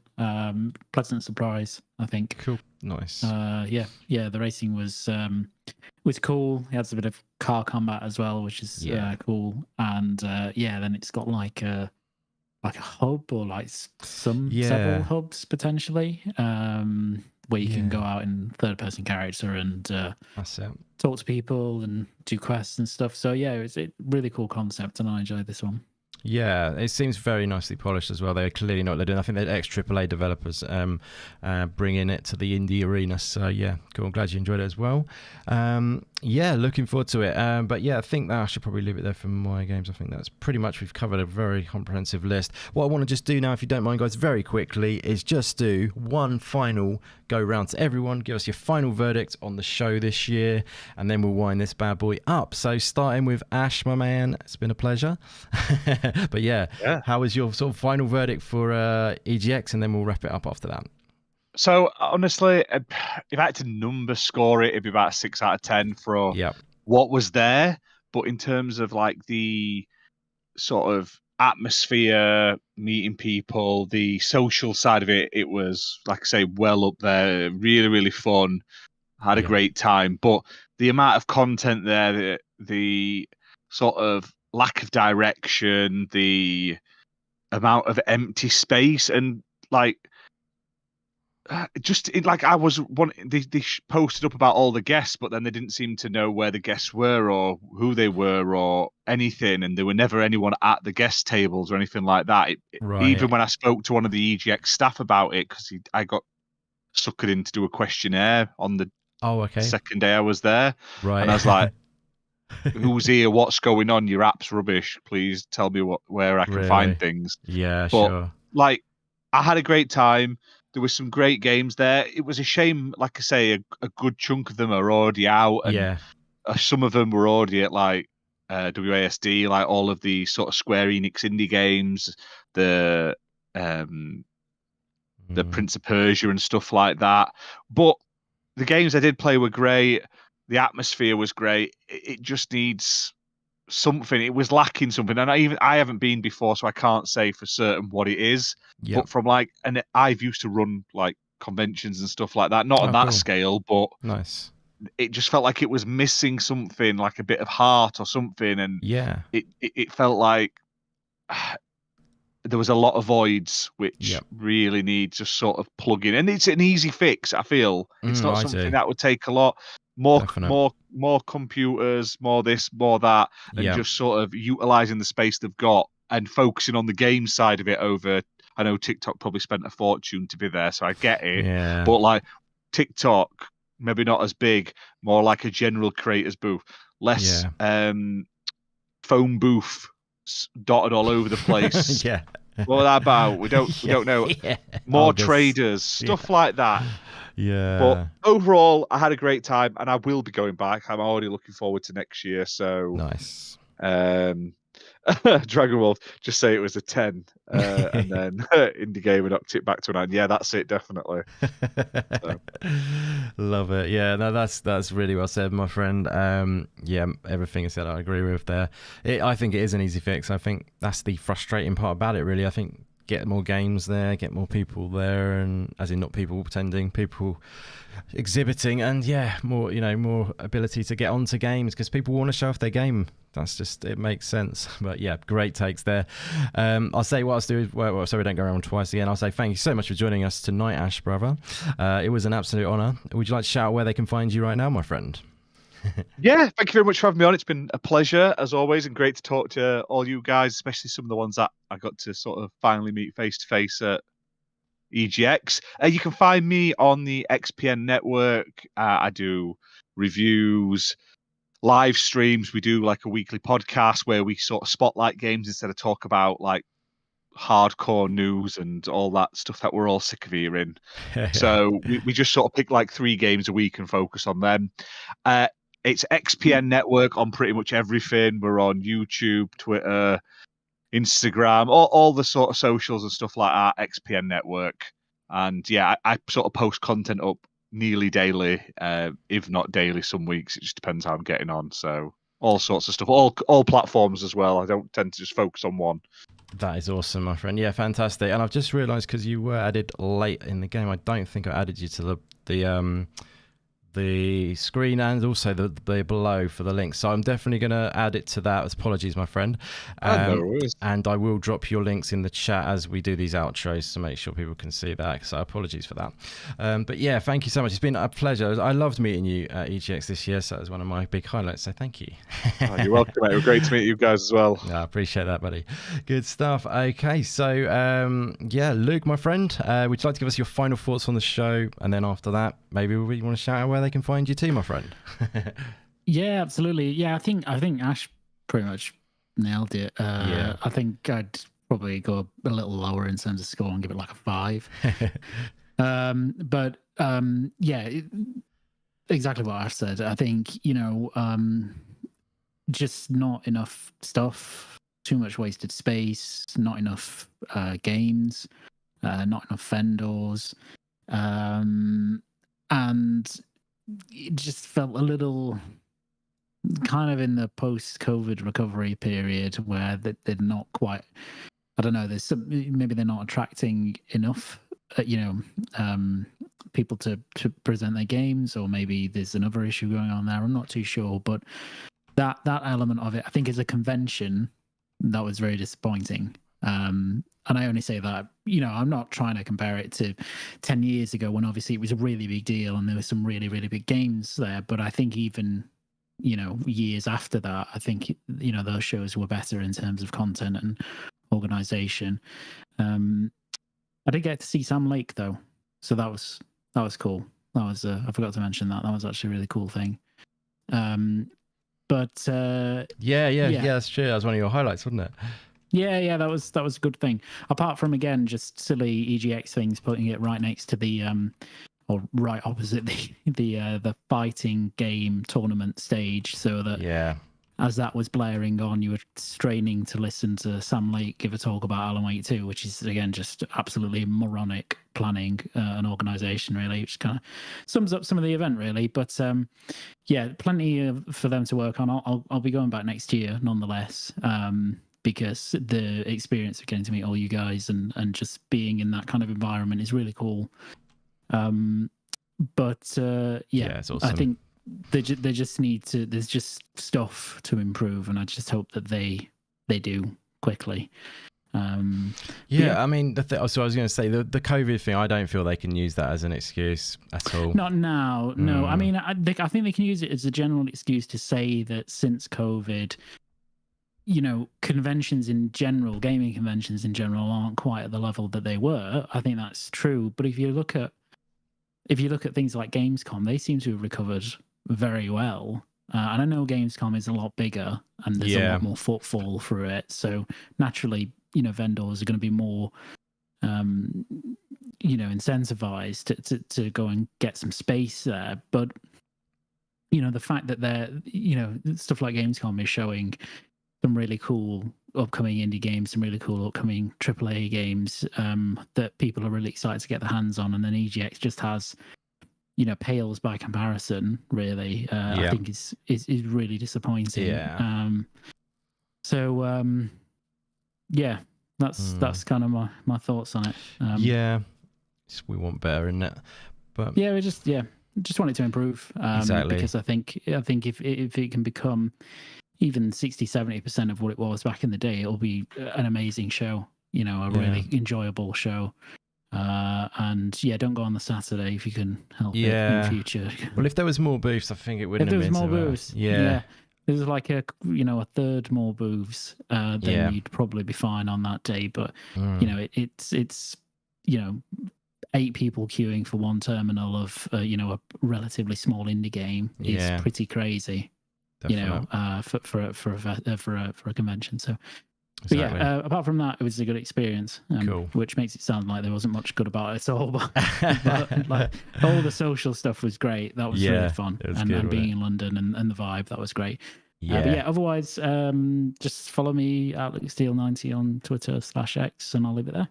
Lovely, buddy. Fantastic. Thanks very much for being part of it, as always.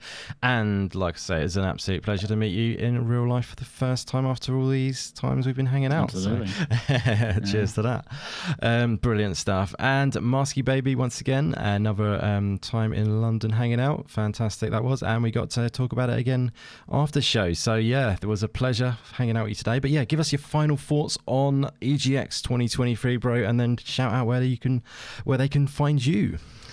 Sure, I think you've kind of all kind of mentioned it, but I think it was better than last year, but there wasn't enough content.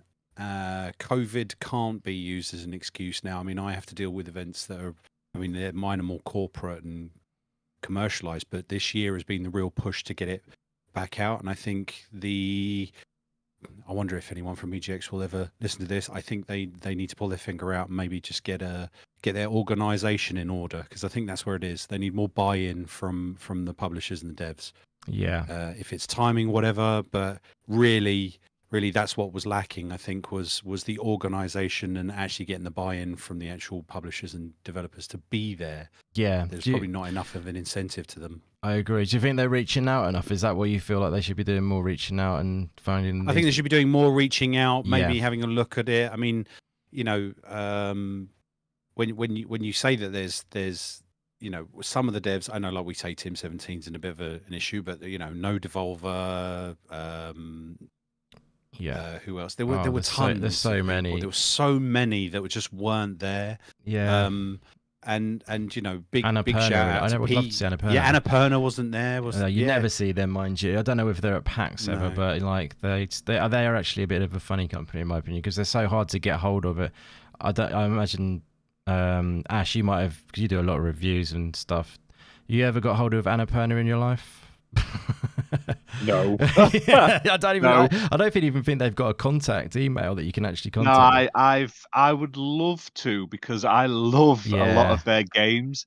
Like, I end up buying them and reviewing them, like, because I know a good chunk of them are going to be good. Exactly. I may have got one of them or something in the past, just from like a PR company, but not directly, and not when I've attempted to. That they are one of the more elusive companies. They must just like appear behind you one day and just sort of hand you a code and then disappear again into the ether. Exactly that. Yeah, but give up trying. I know. You have to find out the PR company is the key, I think. But then I've tried to sort of message them on like Twitter and tried to find the email on the website. There's no email on their website to contact about that sort of stuff. And then it's like, how do you know who the PR company is if you can't get through that part of it? But anyway, it's just one of those companies. But sorry, Marsky Baby, go back to where you were. No, that's fine. I think that's the crux of it, really. I think EGX, the organizers. I didn't think the organization this year was was particularly good, and I don't know, because of sponsorship, maybe they had a little bit more clout, which kind of changed it around. But I mean, a prime example is obviously everyone that had like a super ticket or clan ticket that were all sold out. When you turned up to get your merch, they only had a couple of bags and a couple of lanyards. All the pins had been delivered to the wrong address. They said, "Oh, we'll post them out to you." I was like, right, okay. Like I've bought a clan pack for my nephew and everything. So when they're turning out, they're expecting to have all that stuff, and now they're not going to get any of it because none of the clan packs turned up. I just thought that it was the organisation that let it down. I agree. And how they done it, and like Ash said, going into the theatre and being drowned out by the arena. Oh yeah, that's Luke. Yeah, you mentioned about going into the. Oh, sorry, Luke. Yeah. It was just. Yeah, it's the organisation that let it down. But it was, to me, it was better. I'm not crapping on it. I thought it was really good, and the social aspect. It always is the social aspect for me. Meeting up with you guys, it was brilliant as always with you, Indy, and then meeting Ash and actually Luke, and just hanging out with other content creators that I know, and actually getting to put faces to names and talk to them. So we met quite a few this year as well, which was really good to hang out. That's it. It's the meeting the friends and everything, like all that sort of thing is amazing. And then just, getting to chat to the developers and the publishers is great as well, when networking and things like that, building relationships and stuff, when you don't get to do that. Yeah, and avoid Saturday. Avoid Saturday if you want to do that, for sure. Because that's really, really for the consumer, I think. If you're a content creator or you want to talk to the devs, the Saturday is when the general public come in and absolutely obliterate the place. Whereas, like you said, Sunday was the best. I actually got to play a lot more games on Sunday. I got to talk to the devs a lot more, and the publishers. Really get to talk to them and really get to see how they are, and made some really good contacts and all of that. So that's good. I'm glad to hear. My summary for the show. Perfect. And then you can find me on Mars Mayhem UK on Twitter and all other social medias, and on the LOD podcast, which I'm sure the other guys will say as well, which is on YouTube and all available podcast platforms. And we are just literally four guys trying to talk about games. And it just ends up like four guys down the pub. So we're crude, rude, no holds barred.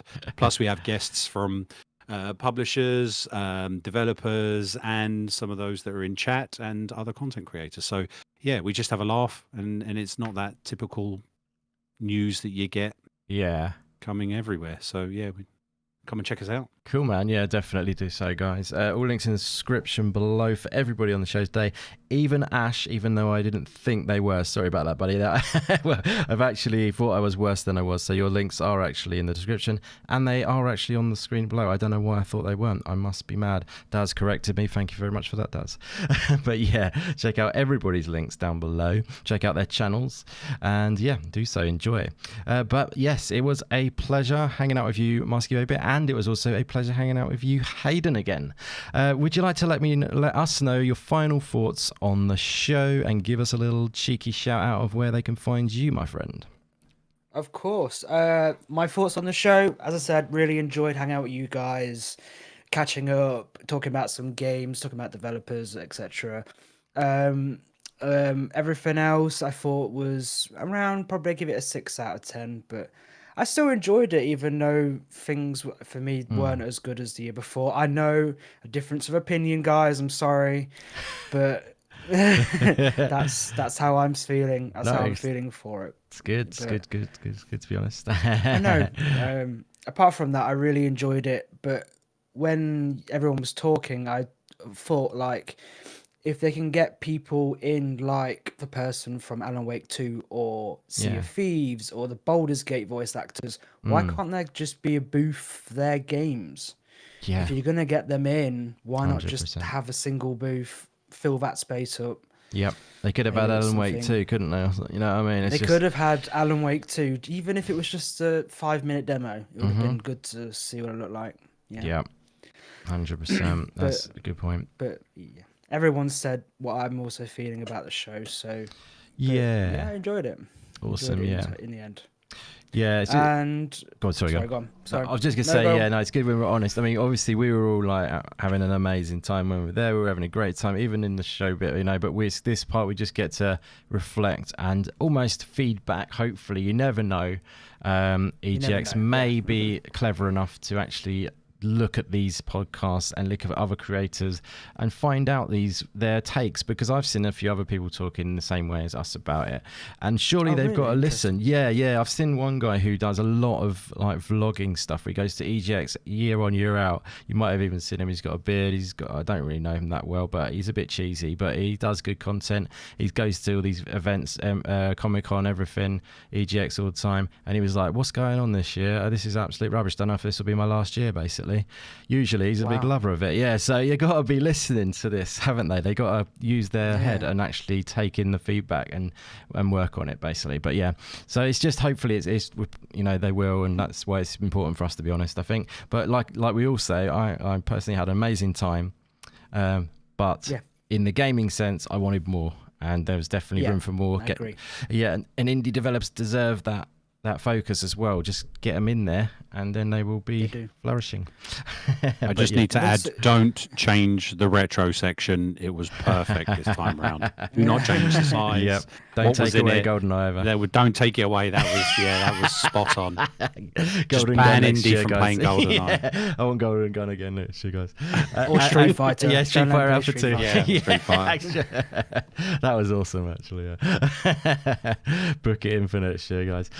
Brilliant. Thanks again for being on, Hayden. It was an absolute pleasure. You're a great guy as well as you are, Muskie Baby. And finally, Lou, first time on the show, bro. It's been a pleasure to have you. Would you like to shout out where they can find you? But first, what was your final verdict on the show? Give it a 7 out of 10. Cool. And I enjoyed it. You know, I kind of did what I needed to do. I spoke to developers, creators, blah, blah, blah. You know, I got to meet my friend King, and I got to meet Masuko, which was really awesome. Yeah. I got to meet Luke, which was cool as well, even though I did not know who he was. That's cool. For like a second, I was staring at him like, who the fuck is this? I mean, I didn't get to meet Ash, which sucked. Yeah. But, you know, next time.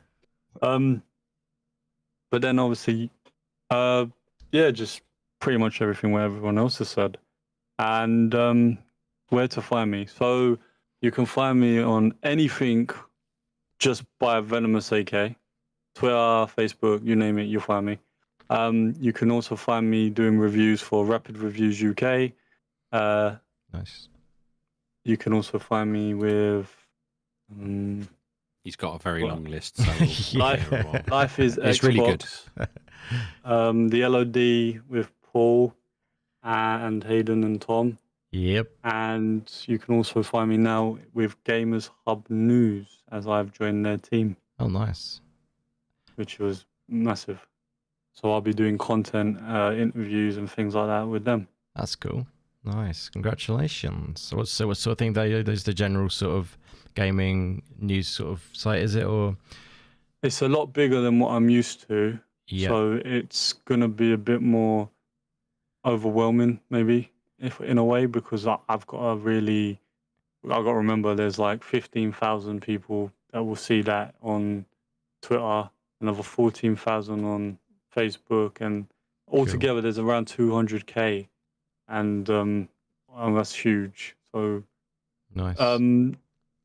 It's a lot bigger than what I've ever expected to be part of. So it's now pretty much, can I bring that into? Don't overthink it though. Yeah. Just do what you do.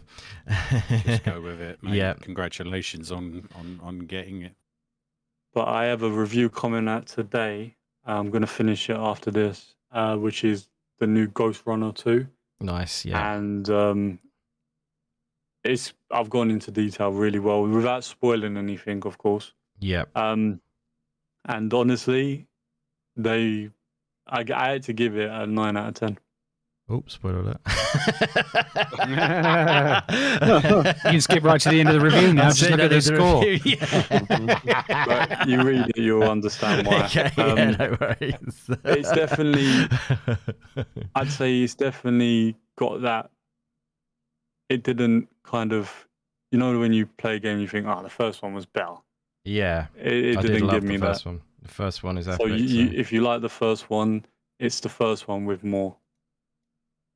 I played That's the only way I'll I put played it. the demo of it. I love the first one. I finished it. It's awesome. I did get offered a key for the second one actually as well, but I've not got the time literally, unfortunately. But it's just really frustrating because The second one is amazing. It's one of the best games I've played this year. It's I have to agree. It's probably my game of the year now. it's just Yeah, make like the time, it improves on everything. It's fantastic. So, and Mm. I'd never heard of it. Like I'd never really like been bothered. Like I saw it. It came on Xbox a while back. Did it go on Game Pass? I feel like it may have a while ago. I don't think No, it I ever never did. played No. it. No, it didn't But go on there, I don't then think. Ghost Runner 2 was at WASD, and I played it there, and oh my god, like it was amazing. So Yeah, it's good. I mean, such a good demo as well. So if you can download a demo for it somewhere, guys, try you it. can. I played the demo. Yeah, it's on Steam. Yeah, check it out on Steam. But yeah, I don't know. It's more of the same. It's got the bike and stuff. It's I don't know. I should have probably taken up the key off of it. Yeah, you definitely messed up with not taking that. Yeah, but I've just got too many. I've got another one lined up that I'm reviewing as well, and it's like I've got too much content to finish off from doing. I don't know. It's just I could still get it probably. Woe is indie. I might just take it and say that we'll be late, and see how they feel about that, and say on that. Did you write about it or do you do a video? Video, yeah. I might just say to them like if they're happy for me to deliver the content slightly late or something, that's cool. Give it to me. If not, don't worry. Don't give it to me on that basis. Yeah. It took me 14 hours to complete, by the way. Okay, cool, nice. Yes, Another spoiler. Yeah, exactly. Yeah, we don't need the review in a minute. Yeah, I don't want to play it anymore. Yeah, that's not too bad. Have you played the first one or? No, that's what I mean. So right. I haven't actually played the first should one. play the first so one as well, I want that's to good. go back and play the first one now. Yes, it's awesome. Cool. I might see about it because I'll end up buying it later anyway. But anyway, fantastic to have you on the show. You shouted out everywhere, haven't you? Yep, fantastic. Congratulations on that site as well. I think Sit Down didn't get to shout out. Did he not? Did he not shout anywhere out? No, we That's skipped him. outrageous. No, you missed me out. You did your verdict though, didn't you? Yeah, I did did my verdict, verdict. Oh, yeah. okay, but you just didn't tag on. I probably overtook you. Sorry about that. That's Definitely fine, let us don't know, buddy. Where can they? You can find me on all social media platforms as Sit Down Number 2 Game, and obviously I'm part of the LOD Perspective podcast, which is on YouTube and all podcast sites. Awesome. Fantastic. Definitely give all of these guys a follow for sure. All great guys. Absolutely. Stand by that. And yeah, also just to finish off, no, we've done everyone actually, haven't we? Anyway, I've lost my my way now. all those many places we can find Lewis literally made me lose myself. Yeah, everyone's shouted out where they can find it. Everyone's given a verdict, haven't we, guys? Is that right?